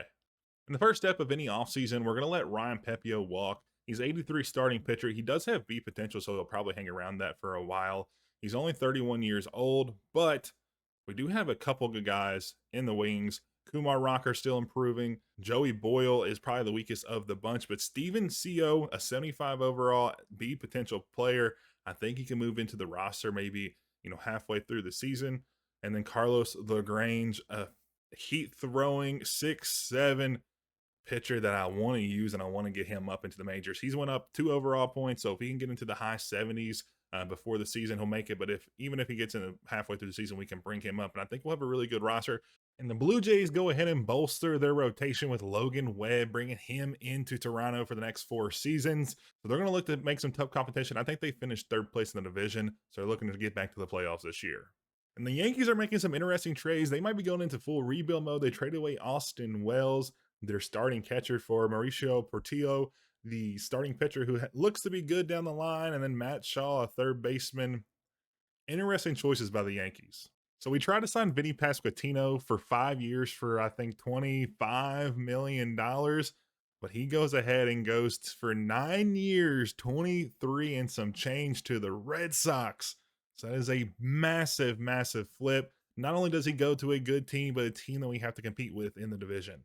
But we do bring Kerry Carpenter back for 5 years, $17 million. Not too shabby. He wanted 5 years for 20, but since we did have such a good year, I'm sure that incentivized him to come back for another handful of seasons in Tampa Bay. And Framber Valdez will go to the A's, and Ronald Acuna Jr. will go to Texas and play for the Rangers next season. And the Dodgers reload, and they get George Kirby, 8 years, $302 million. Just an insane. They keep reloading every season. The draft order for next year will be on screen. 19th for the Rays, Guardians, and Yankees flip a spot. Everything else stays the same. And we get Wilson Contreras instead of Vinny Pasquantino. We basically just switch first baseman with the Red Sox. But he's a very solid guy that is probably going to split spot in as the DH. He may do some time as first baseman. He can also play catcher. So they could give us some life there and maybe sit Lopez a little bit throughout the season because he's been so injury prone last year with those 2 big, 2+ month injuries. And Gunnar Henderson will stay in Baltimore. I was hoping he would move on to a different team that wasn't in the division, but the division stays strong, and I think everybody's going to be within that top 10 to 15 range. And we'll sign our second player of free agency, and that is going to be Garrett Whitlock, a top 15 free agent, a relief pitcher at 87 overall, and he's going to really round out our bullpen. He's probably going to be our best setup pitcher, and he's just going to deepen that bullpen, who was already, I think, in the top 10 in rankings, and we should be close to number one, if not number one. And Byron Buxton finally signs, I think, coming into the last weeks of free agency, a 1 year, $37.5 million deal, I think, which I feel is very, very low. I think he was requesting like 44.5 per season, but he'll head to the desert and play for the D-backs. But the Boston Red Sox are going to reload and get a nice shortstop for them. Mason Wynn is going to be headed there for Jason Takiki, a top-of-the-line second base prospect. We headed back to St. Louis. And since we played with the St. Louis Cardinals in our last rebuild, check that out if you haven't yet. Mason Wynn's pretty solid. Very, very average player, but very good on the field and is not going to make many mistakes. And as we head into the fourth season of this rebuild in 2029, we have a disgusting team, 9th in team rank, 6th in contact, 1st in power, 10th in pitching. Defense is probably our lowest point on the roster. But just looking at these lineups against righties, we only have one guy below an 81 overall, and that's Chandler Simpson, just because he's been so solid recently. And we have, multiple people in here above 85. Felipe Lopez is killing it. He's up to an 88 overall. He is disgusting. Wilson Contreras in a DH as well. Carson Williams also making some really good improvements. Another one of our youngsters that we got when we brought in. And then against the lefties, a little bit worse. We don't have the greatest left-handed hitting. And then our rotation is disgusting as well. 89 overall, Shane McClanahan. 86 overalls, Trevor Rogers and Sandy Alcantara. And then Kumar Rocker and Brody Hopkins are here. I'm hoping they'll develop well and, get into those low 80s this season. And then our setup and closing pitchers are discussing Uceta at an 85, Whitlock at 87, and then Clevenger as an 84. I think all in all, this is the best team that we fielded so far. And if we won 90 games last year, I'm looking to break the century mark this season. And this is a make or break year for us. Typically, the Rays don't spend a lot, but I think in this 1 year stint, we do need to spend. If you look at 2030, we're only at $118 million. Same thing for 2031, and we have a ton of free agents coming off this season. Brandon Lau will be leaving. Wilson Contreras was only a 1 year deal. Jonathan Arenado also enters free agency. Garrett Whitlock goes back in free agency. Uceta is in free agency. And Dominguez is on his last year of arbitration next year, so we may need to move him in the offseason to be able to forward some more guys. I mean, right now we do have some long-term deals. Kerry Carpenter at 17 million, Shane McClanahan just under 21, Sandy Alcantara around 23.3, Trevor Rogers 24.5, and then Junior Caminero, our cornerstone, at 25, which we will keep him definitely, but we may be looking to move some of these older aging starters. Like Alcantara is 33. Do we move him? Lowe's getting to the 34. Contreras isn't going to be back. So if we start to slide a little bit, we may need to sell off some of our guys. And for the 3rd year running, we have the #1 farm system in all of baseball. Vincent Bonilla still at the top. He's 66 overall, looking to be, make more improvements, hopefully hit that 70 overall mark this time. Then Sherwood Humphreys, our draft pick from 2 years ago. We drafted, I think, in the 2nd draft pick of the 1st round. He has incredible power. 77 against righties, 82 against lefties. He's 75 overall. I think I just mentioned that. But I think I could see him making a debut this season if need be. And then Andreas, another guy we just picked up, I do believe. No, he's in the 2027 draft class. Very solid. And then a couple of the other guys we've covered already. Damon Gage is another guy who could be looking to make a move up soon. He's 70 overall. If he develops, 3 or 4 overalls and we have some injuries, he might get in there. Steel Hall, a guy we got through a trade. And Theo Gillen, a guy who's been on our roster for a while. He actually had a really good season last year, made the September call-ups, but he didn't have that great of a slate. He only played in 7 games, 31 at-bats, and was a 161. He could be moving up as well if he can, go up 3 or 4 overall points. So we have a lot of guys right on the threshold. And that could mean we need to move some guys. We definitely have some guys to trade. So if we do start sliding, we may look at a trade first. But if we can't pick it back up, we probably will have to sell some guys off. And the Yankees are in full sell-off mode. They trade Ben Rice, Cody Bellinger, and Ryan McMahon all to the Royals for a couple top prospects. And that just means one less team to worry about within the division. But the division is still so solid. It's going to be tough making it back to the playoffs. And just days before the All-Star break, we make the biggest trade of the franchise. We acquire Paul Skeens. He's on his last year of his deal, so it's not going to tie us down for a ton of money. And we trade a position away that we have a ton of players ahead of. Craig Francis isn't one of our top pitching prospects. He is number 62 on the list. Damon Gage, he's 33 in the top 100.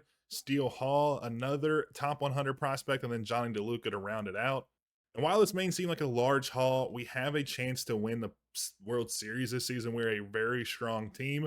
We're currently slated, I think, third in the division, and that's because our fourth and fifth pitchers just aren't doing what I thought they would. They have 5+ ERAs, and they're very, very weak. So our top three aren't too bad, but we need to acquire at least a fourth arm so we can try to be competitive 4 out of the 5 games of the rotation. Just winning 3 of 5 or, slipping there, winning 2 of 5 some weeks just isn't going to cut it. So acquiring Paul Skeens, at least for these last 2 or 3 months, should help us and really solidify us as one of the top teams to win the World Series.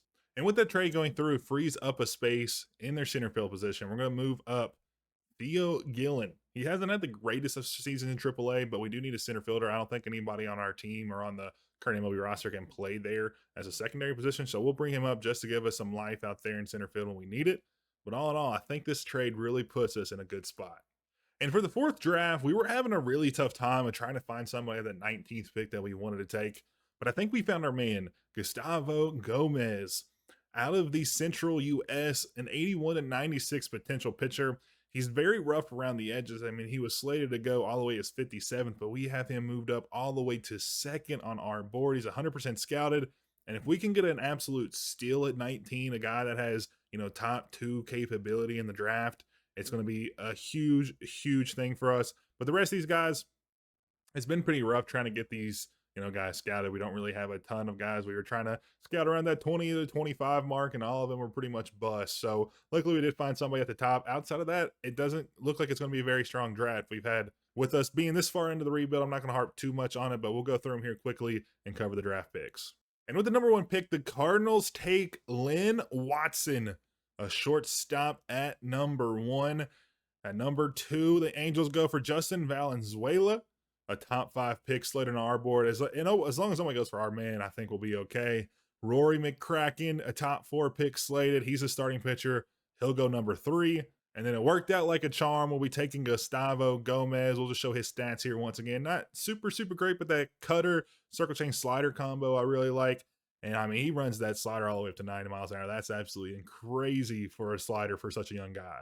At the 37th pick, we're going to go with Sergio. He's not 100% scouted, but the stats do look pretty solid. A center fielder who we would like to have at least somebody there at some point down the line. Obviously, he probably won't come up in the majors anytime soon, but if he does progress well and comes in as a high overall, he has a 65 to 81 capability.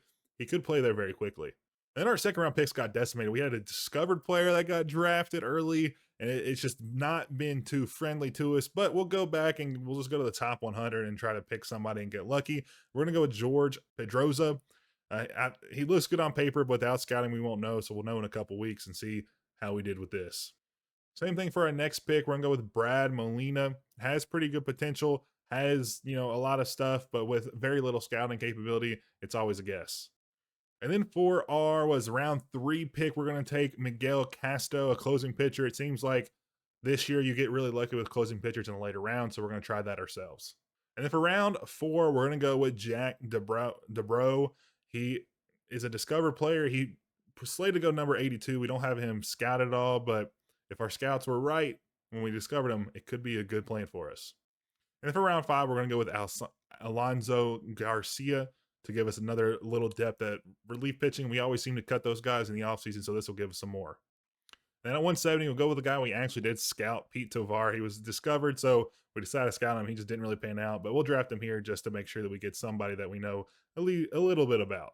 And for our 4th draft class, we did have a little trouble signing everybody, but off the top, we have Gustavo Gomez, going to be a 90 potential, 59 overall starting pitcher with the lefty arm. Looks to be very good. Sergio De Silva, 72 overall coming in, 76 potential, has electric speed on the base pad, and also has pretty decent power. Could be a 30-30 guy at some point.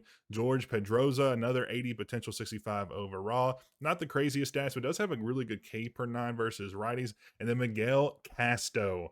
This is where you get those closing pitchers as late into the draft. 90 potential, comes in at a 70 overall already. And if he could progress really quickly, he could be an arm in our bullpen as quickly as next season. So I'm very, very happy with the pick. So while we didn't have a ton of volume, I think, 2 out of the 4 guys we got had 90 plus potential. So I think a very good draft class. But we do see our second generational player of the rebuild, Daryl Queen, 99 potential, 78 overall, left fielder, switch batter, can play catcher and all the outfield positions. So very good utility as well. And he is a dog and going to be very good for the Twins for the next 10, 15 seasons. And the Rangers get a nice high schooler, 94, 61 overall. Looks very good, has a really exceptional contact against lefties, but pretty raw everywhere else. And then another generational player in this draft class, Steven Tejada, 80 overall, the best we've seen so far out of the 3 generations that I've seen. 99 potential, comes in with 70 plus contact both ways, averages out around 71. Power is just going to be really, really good. 6'5" as well. He can play third base. That's the only place he can play. So not as much utility as the other guy. The Nationals get a very, very strong pick for them. So as far as this whole draft class, not just ours specifically, this is a really, really strong class. 2 generational players, another guy who has 90 potential, very low overall, but all in all, I think very good. We might have to contend with some guys, but I still think our Lopez is one of the best players. He's a catcher who was, premium 99 potential, and now he's already up to, I think, a 90 overall this season. Very incredible. And we'll be able to close the season out as a wildcard team, 2 games back off the Red Sox in the division. We went on a little bit of a heater there towards the end of the regular season. We got on a good run, swept a couple teams that really put us in contention and really solidified that wild card spot for us. But taking a look at our lineup, it was absolutely incredible what our team did. Jason Dominguez above a 300 with 27 bombs, 91 RBIs in that leadoff spot. And then Felipe Lopez with a 344 average this season. He was absolutely killing it, a 540 slug, a 955 OPS in his 3rd year in the majors, 118 games, so still has gotten bit by the injury bug a little bit. But all in all, a very impressive season from him. Aranda, another nice season. And you just look at all the rest of these guys. Simpson with a 305 average, 613 at bats. Even our, backup players off the bench had a very impressive season. And really our only cold spot was Rogers coming in towards the end of the year with a little bit of a cold spot. But everybody else in the rotation really, really good. Rocker, hit or miss kind of towards the end of the season. We moved up Seymour towards the end of the year just to get more length out of our bullpen. But then our, main relief pitchers, Uceda was solid, so was Whitlock, and then Clevenger was another solid lefty out of the pen as well. But like I said, we are going to be a wild card here. We're coming in as a 6th seed. We're going to be facing the Royals and see if we can take them down and move on against a divisional opponent in the ALDS. But hopefully we can hold on to it. But if we can, it'll be hopefully a good run for us. Hopefully we can make it past where we did last year and we can push deeper into the playoffs. But before that, we do have some league leaders. Shane McClanahan with a winning percentage of 889, just a crazy performance. And also Uceda with 50 saves this season, which is going to lead the league. And Dominguez will come in 3rd. Obviously, Lopez had a really solid season and would have been, in the top handful of players. He would actually led the league in average if he would have played enough games. Just didn't get that 3.1 plate appearances that you need to see from guys like that. But as you get through some of these stats, just a very impressive performance from, all around. Stolen bases was, Simpson came in at first. I don't know why he wasn't on the list, but 59 this season, which has him as 205 career stolen bases. I'm not really sure where that puts him at all time. Obviously, Ricky Henderson is going to lead, probably forever, but he has been a very, an integral part of this team for the last handful of years. But unfortunately, no MVP for us. You'll see the 2 here. Jordan Alvarez on the Braves now. Cy Young, Shane McClanahan finished just outside Garrett Crochet, a division opponent. So hopefully we'll see him in the ALDS. Yamamoto wins it for the NL. And we'll just scroll through some of the rest of these awards. You see the reliever of the year, 2nd place. If his ERA was a little bit better, he probably would have finished in 1st place ahead of Dennis Santana. Shane McClanahan wins Golden Glove for pitchers, which, isn't the most impressive thing, but we definitely do get an award there. And the Junior Caminero wins the Silver Slugger for 3rd base. Very impressive. 41 bombs this season, 105 RBIs. Definitely was a big part in the middle of our lineup to drive in a ton of runs. But now it's on to the playoffs to see if we can take down the Royals in 2. Hopefully we can sweep them and save an arm as we head into the ALDS. Unfortunately, we won't catch the first game. I accidentally simulated, but we do win 13-3 as we just dominate them on the road here. Dominguez with a 3 for 6 day, 4 RBIs. He did strike out twice. Aranda, 2 for 5 day. Lopez went over, interestingly enough. Gillen down there in the 9 hole, 2 for 3. I think he pinch hit for somebody at some point. But man, very impressive performance. And then on the pitching side, McClanahan went 6 innings, no earned, 7 strikeouts. Joel allowed 2 runs in 1 inning of work, but then Rocker came in and just got that last out of the game to finish us out here as we win 13-3. And here in Kansas City, we'll be going up against Libertor, who was on, obviously, the Cardinals, but has since moved to the Royals. But as we get through the middle innings here, it's going to be a little back and forth as we go into the 7th. It's going to be a 3-5 game as our Royals are going to hold on to the lead. We had Paul Skeens in there starting for us today. We get one back in the 8th. We'll have Carlos LaGrange on the mound. He gives up one. We'll need to earn one. We get a double from Chandler Simpson, a strikeout from Lopez, who's had a tough series, 0-for-5, and error gets us at the corners. But unfortunately, a double play will end it. Now we're on to game 3. And a game in a series clinching game, and we really need it. Unfortunately, Skeens doesn't get us the win. I was really hoping, the elite 9-9 overall starting pitcher that we traded for doesn't get us through 2 innings. He got blown up for 5 runs. Good performances from Ben Williamson and Chandler Simpson, but we need Lopez to perform. He's 0-for-10 now in that 2-hole as we come into game 3. And as we get here for game 3, everybody in the lineup today has gotten hit except for Lopez, who's still in the 2-hole. We also have Trevor Rogers on the bump for us to hopefully get us through game 3 as we advance here into the 7th. We're going to double, runner thrown out at home, but we're going to get a couple runs on the board, 5-3, but the Royals have put up 1 in back-to-back innings to get them back within 2. As we fast forward the top half, bottom half, nothing going either way. But there's 1 run in the 8th for the Royals. A walk to Williamson, a fly out, a single, runners on first and second, a 3-run home run from the rookie Theo Gillen to clear the bases and put us up 4 as we can pretty much get through the rest of this inning. Ucita's on. I think he's still eligible for a save since he came on. He gets the first out, gets the second, and he'll get the last as the Rays get the series win 2-1 here on the road. And now it's on to face the Red Sox and a very scary team. We were only 2 games behind them, but I'm not really sure what the series count was. But very impressive outing from Trevor Rogers. He gets the win in 5 1/3, 3 earned, 5 strikeouts. He did give up 8 hits. Theo Gillen with that massive 3-run bomb there in the 9th to put us up and give us that safety net. But he had 2 homers today, a solo shot earlier in the game. Lopez finally got something going, 2-for-5 as well. And we also get Kerry Carpenter back from injury, so we're going to add him to the playoff roster. That's going to be huge for the Red Sox series. He should be another electric back we can add up. And it'll be the battle of 2 massive aces, Garrett Crochet on the Red Sox side and Paul Skeens on our side. But we get a massive 2-run shot to start this series off. But the Red Sox are going to make the comeback. So now we have to hopefully get us back in this game. 3-5. We get one back in the 8th. Kumar Rocker still on 2 1/3, 2 2/3, back-to-back strikeouts and the ground out to get us out of the inning. But 3 outs between us and a win and a double play as we get a solo shot from Jonathan Aranda to put us back. Tied. The error gets Simpson on, and then the ground out. We still have to get through this bottom half. Rocker allows a single. He does get the pop up, and then a double play to get us out of the inning. A ground out from Caminero, a fly out from Williamson gets the walk. Carpenter strikes out. Pasquantino will face Whitlock now, who gets a single off of him. Wilyer Abreu double play, and then a ground out, and we're on to the 11th.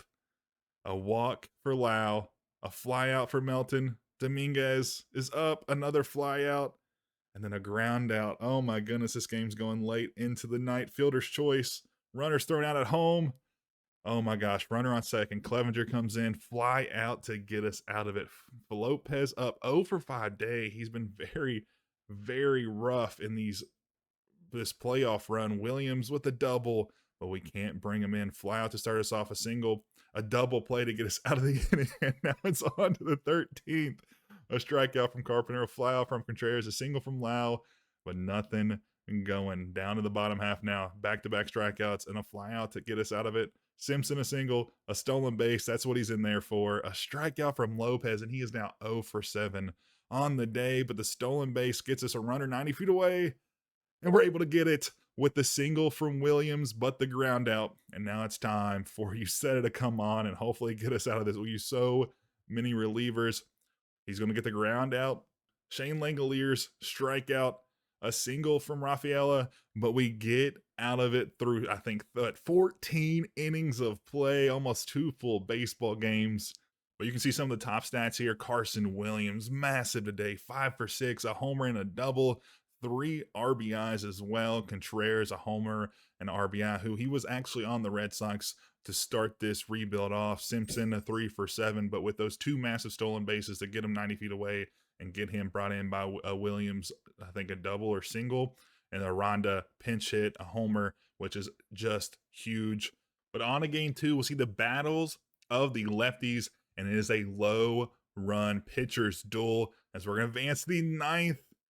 In the 7th, we'll start off with a massive solo shot to put us up 3, as we will be in the top of the 9th. We do get a hit, but they get out of the inning, and this is time for Uceta. He's been so incredibly solid all season. He's going to get it on here to get his second save of the series. A single from Rafaela, strikeout, a 2-run shot, and it's a 1-run game. Mason Wynn versus Edwin Uceta. It's going to, we're going to go with a different pitcher. I guess to go with a lefty on lefty, or no, it's a righty. Not exactly sure why the CPU decided to do that, but it doesn't matter as the Rays take down the Red Sox 3-2 in game 2, and we're back to Tampa Bay with a chance to sweep the series. And now we're here back at home. It's going to be Sandy Alcantara's.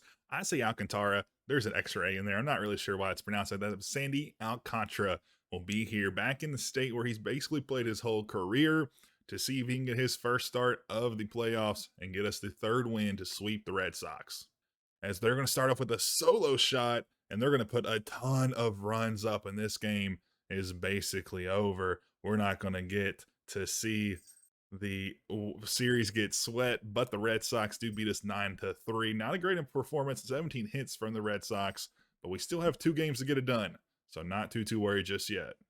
Alcantara barely made it out of the first inning, 7 earned, 1 inning pitched, and we just didn't really give a ton of run support. But Lopez did go 3 for 5 today, so hopefully that stirs him and gets our lineup back right on track. And Skeens picked game 1 of this series, and he's going to pitch game number 4, and we are in very, very good hands right now. He has us up 4-1 as we go into the 7th. We'll make the pitching change.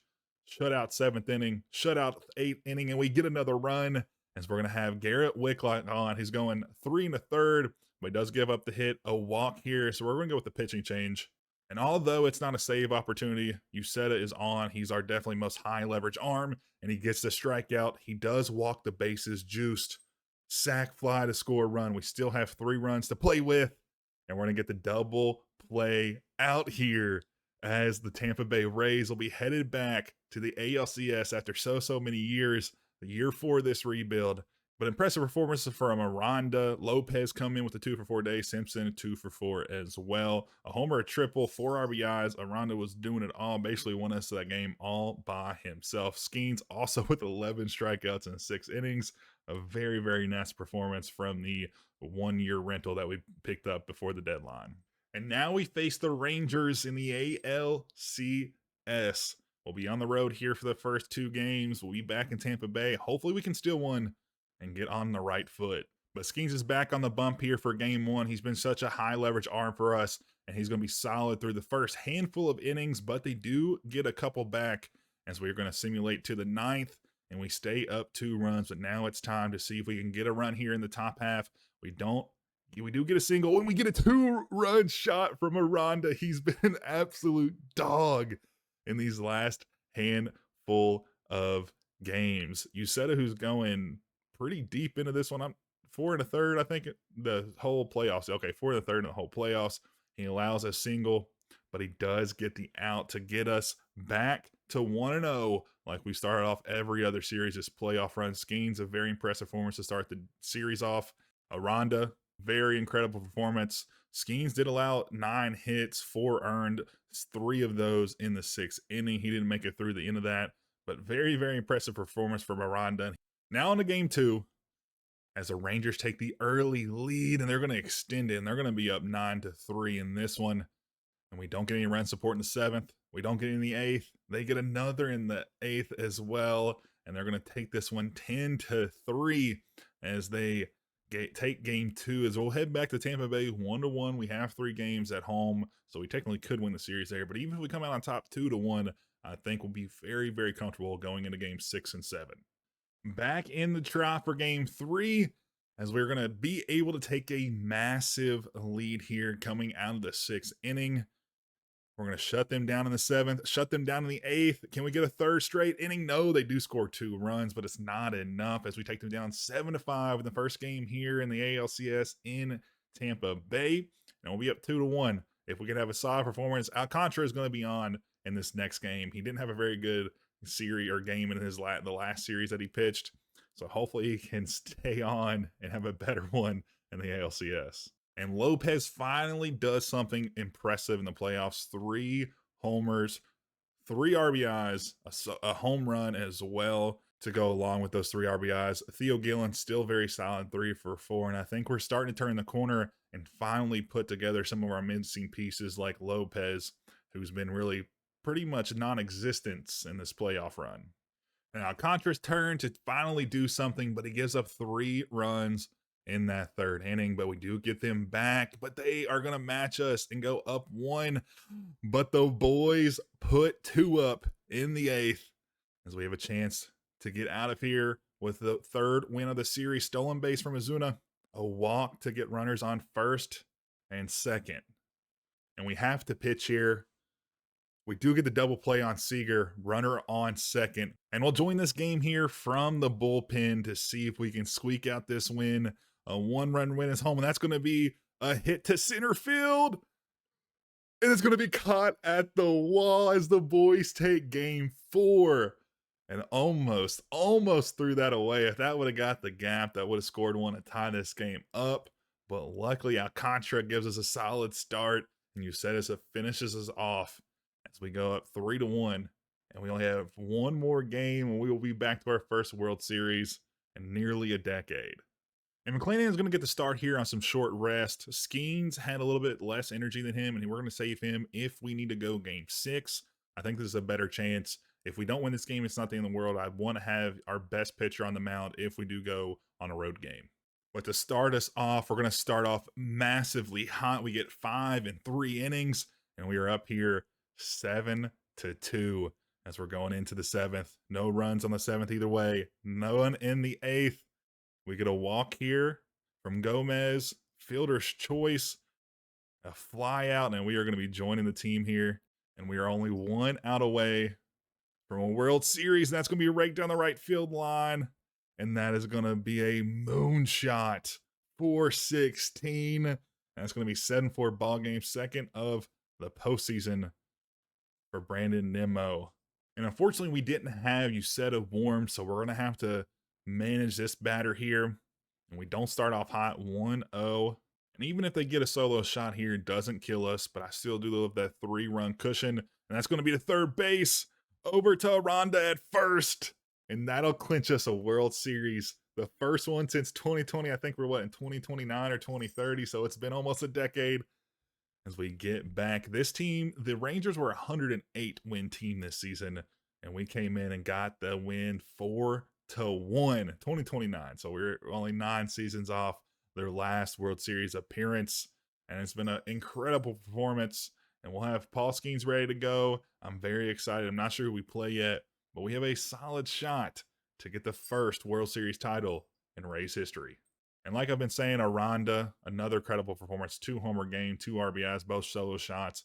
And he's been so pivotal this run. I'm very, very impressed with this performance. And in my opinion, MVP of the playoffs. And now on to the World Series, where we're taking on the Atlanta Braves here. The 102 win Atlanta Braves to be. That'll be a Skeens versus Strider. Game number 1. to see if we can make it hopefully a sweep. I would love to see a sweep here, but even if we win in 7, a win's a win. But let's see if the boys can get it done. But as we get started, we'll take an early L, but we're going to get back with 2 runs in the 5th inning. We don't put any up in the 7th. They do get one back in the bottom half. Dominguez with a single, walk to Lopez, who's over for today, and he's going to ground out into a double play, or we're going to ground out into a double play to get them out of the jam. A single from Riley as soon as we go with a pitcher's change, but we do get the fielder's choice to get us out of the inning. Caminero is up to bat. He flies out. Lau, Simpson, 1, 2, 3 innings, and the Braves are out of it, and they'll take game 1. And game number 2 will start us off up 2-0, but the Braves are able to come back and even it up quickly, as it's going to be scoreless from the 4th on. Williamson up, grounds out, strike out from Carpenter. Contreras pops up. It's on the bottom half. Fly out, ground out for out number 2, and a solo shot, a walk-off homer as the Braves stun us as they go up 2-0. Santander with the walk-off to send the Braves up 2-0 as we're going to take 3 in Tampa Bay. If we got to sweep at home, if we have any chance to take down the Braves. And game number 3 is in Trevor Rogers' hand. He's been here for so long. I think we signed him out of the first season, and we need him to come through in a massive, massive way. But to get us started, it's going to be 3 runs in the 1st inning as the Braves take a 5-2 lead. They don't get any in the bottom or top half of the 8th. We get a double from Dominguez. Lopez flies out. He just had such a rough playoffs, but Aranda, the man, the 2-for-4 day, none bigger than that one. A 2-run shot to get us back within 1 onto the bottom half of the 9th, or top half of the 9th. Now onto the bottom half. Simpson grounds out. Williams a double. Contreras on against Helsley. A line out.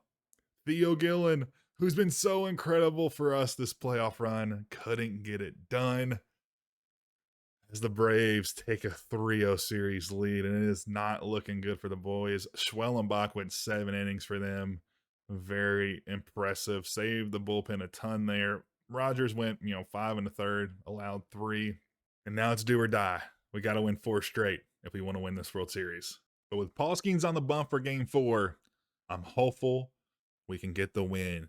And with it going into the 7th, we have a good chance. We're up 3-2. Skeens is still on the bump. He's gone this far. We're going to give him a little bit more leash. He does give up the single to Baldwin. We're going to let him go. Another batter, the fly out, and the fly out. Perfect choice there to let him go. Analytics probably would have told us to take him out, but we trusted Skeens. A single from Dominguez, a walk, runners on 1st and 2nd, but the strikeout. And we're going to go with the closer, Uceta, who's been so incredible this whole season. Can we get another save here? Riley gets a single, a double play, and 1 more out, and we get it as we take our first win of the series, and we need 3 more to go our way. 1 more at home and then 2 on the road if we can squeak this out. And with how things are shaking out, we got to go with Sandy Alcantara, a 15 ERA. I'm not too excited about this, but he is our most rested arm, and hopefully he can get us through game number 5. And to start us off, he has gone really well through the first 6 innings. He does allow 2 runs in the 7th, but it's time to make a pitcher change, and we're going to go with Clevenger out of the bullpen to face a couple lefties as he gets through the first one. A single from Santander, and a fielder's choice, and then a walk, 1st and 2nd. Pinch runner, fly out to get us through the bottom half. On to the 9th. And it's time for Uceta once again. Could notch his, I think, 9th save of the playoff run if he can get through here for us. A fly out from Wallner. Riley strikeout. And we'll be on to see it from the bullpen, from the dugout. I don't know why I said bullpen. Uceta versus Olsen, righty versus lefty. 1 out away from game number 2 or game number 5 win, our 2nd win of the series. To hopefully get back to tied up on the road in Atlanta. 0-2 count, 1 strike away. Can Uceta get through here? He's been so incredible through this run. All the fans on their feet, and he's going to get the strikeout, the backwards K to get the Tampa Bay Rays to a 3-2 series, not lead, but one more game closer. Contra with some redemption here in the World Series has a very solid performance, 7 innings, and Aranda again. When we needed him most, he came through 2 homers, both solo shots. Caminero and Dominguez also with the homers to support us and get us over the hump here. And now it's on to the month of November. So many great players have made their mark in the month of November. There's only a couple games played every season in that time, maybe none. But do we have somebody that's going to step up and get us this win? We need 1 win to even the series up. We need 2 to win the World Series. Do we have what it takes to get that done? And we are going to start off absolutely so incredibly strong. 5 runs in the second, a 4 spot in the 6th. Do we get more run support? No, we don't. On to the 9th, the double to start us off from Simpson, but nothing comes of it. Now on to the bottom half. We get 3 runs there, and I don't want to jinx it. We're going to let LaGrange go here. He gets a fly out, a ground out, and now Kumar Rocker is on to get the final out of the game. We have an 8-run support fouled off over our heads. And the guy who we traded for a couple years ago who hasn't really been great is going to get the ball, and that's going to go foul. I thought it was going to be in play where Aranda could have grabbed it and got the out there. 0-2 count, 1 more strike. Can we get it? We do. Another strikeout to end the game, this time in commanding fashion. And we have 1 more game. 1 more game, game 7. It comes down to the last one. Of course it does. And we could win the first World Series of a Rays organization. Game number 7, for all the marbles, Skeens going on short rest. We need him to come through. He had like 75% energy, but with the type of player he is, I'm sure he would want this at this moment. And we have a chance to reverse sweep the series. We were down 3-0. Didn't seem like we had a shot in the world to come back. Now we're only 9 innings away from securing the first World Series in Tampa Bay history. And the boys get 3 in the top half of the 7th, but unfortunately, the Braves are right there to score some, to put them back tied. But Lau gets us a double. A ground out doesn't advance a runner. A strikeout. Wilson Contreras gets a ground out. And a way to start off the 8th with a double. We don't get anything going as we're on to the top half of the 9th. Gillen nothing. A walk from Dominguez. Lopez, an 0 for 5 day. Aranda, who's been so good for us, ground out. Now onto the bottom half. A single from Harris. A pop-up. A strikeout. And a strikeout, and the game's going to extra innings. Free baseball here in Atlanta. A 1-2-3 inning in the 9th. A strikeout. A strikeout. A Riley flyout gets us out onto the 11th. A single to start us off from Williams. A strikeout from Contreras, a double play to end the inning. Olsen strikes out. Pop up from Wyatt. Contreras strikes out. On to the top half of the 11th. A fly out from Dominguez. A single from Lopez, his first of the game. But the strikeout from Aranda. A 2-run shot from Caminero to get us up 2 runs. A single. Are we done yet? No, we get a double. Oh, but the strikeout ends the rally. And the boys are up top 2. You said a perfect time to come in. Edwards or Santander with a single, a walk to get a runners on first and second. Oh my goodness. Alvarez, Yordan Alvarez fly out. Oh my goodness. And a strikeout. And we are joining him here. You said a 1 out away. Runners on first and second. 2 outs, bottom of the 12th, extra innings. All the fans are on their feet. Strike 1 called. They're going to challenge it. Wallner's who's hitting only 115. And it's upheld. Oh my goodness. This is a game of not even inches, of millimeters. 2-2 count now. 22 pitches from Uceta. Full count. They're going to be running. They're running as soon as the pitch is released. 2 outs. Full count. Runners on first and second. Can Uceta get it done here? Swing. And he fouls it off. Oh my goodness. I didn't see that ball. I thought it went into the glove. 1 more pitch. It's been 1 more pitch this whole time. And it's going to be a walk. Bases loaded. And we're going to leave Uceta in. Our bullpen is absolutely depleted. We need him to get him through here. Bases loaded. That's going to be fouled as well, off to the side. 0-1 count, 2 outs. Runners on all bases, nowhere to put them. He's hitting 262. That's going to be not a pass ball. Lopez with an absolute pick of the season. If that went to the backstop, that was probably scoring the runner on third, advancing the runner on second. Oh my goodness, 2-1 count. Lopez is going to challenge it. Lopez with the ABS head tap. Oh, it's upheld. Oh my goodness, a game of not even inches, of millimeters. Oh my goodness. Not sure if that was our second challenge. I hope it wasn't. 2-1, or count 2-1. Uceta fouls him off. Oh my goodness. Or 2-2, 2 outs, 12th inning, 3 runners on, bases juice for Austin Riley as he swings and misses. And Uceta gets the strikeout to end the season as the Rays will be crowned the World Series champions. Oh my goodness. It's been an electric year. Traded for Skeens at the deadline, drafted well. Lopez in the first round, made the MLB roster 10 games into his first season. Pivotal tonight, got that pick out of the ground to keep the runner from advancing home. Not sure it would have affected it, but it saved them from even getting a chance to get closer. Uceta struck us out. A ton of acquisitions, a ton of moving parts and pieces, but finally the Rays can say they got to the mountaintop and finally won a World Series. And just looking at these performances tonight, Wilson Contreras, 2 for 5, 2 homers, 3 RBIs, half of the run support. Cam Nero with that home run in the top half of the 12th to put us up.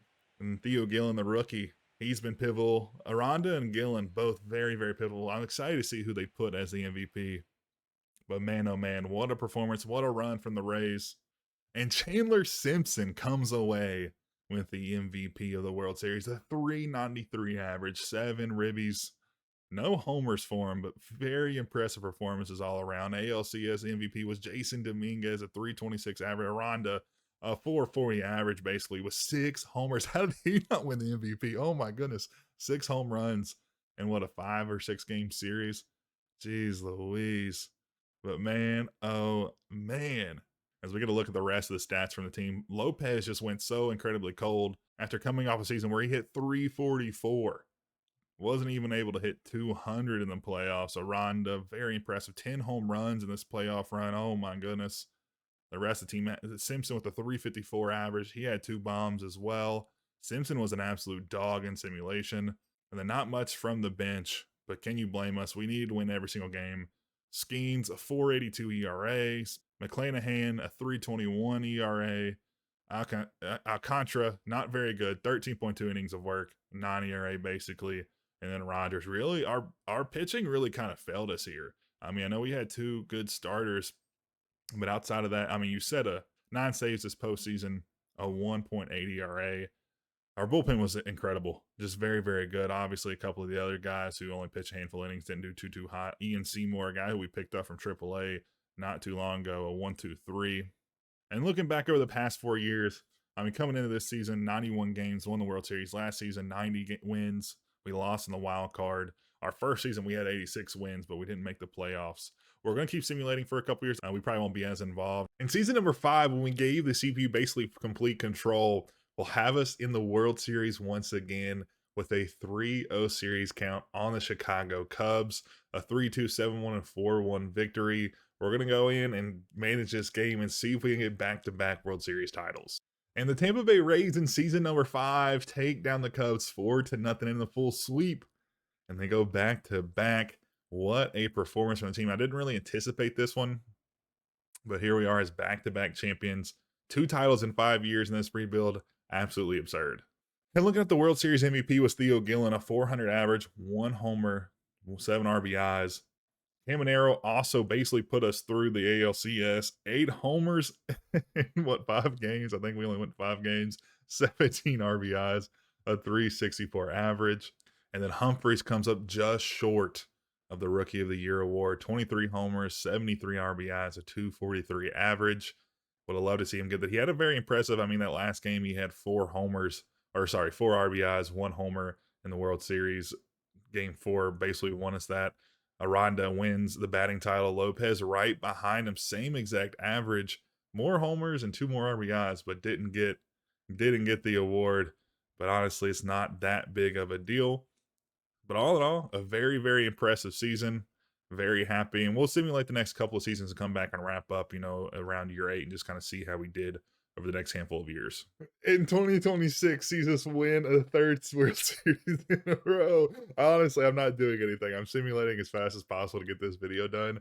But holy crap, 3 World Series in a row for the Rays. Lopez with a 324 average this season. Absolutely absurd.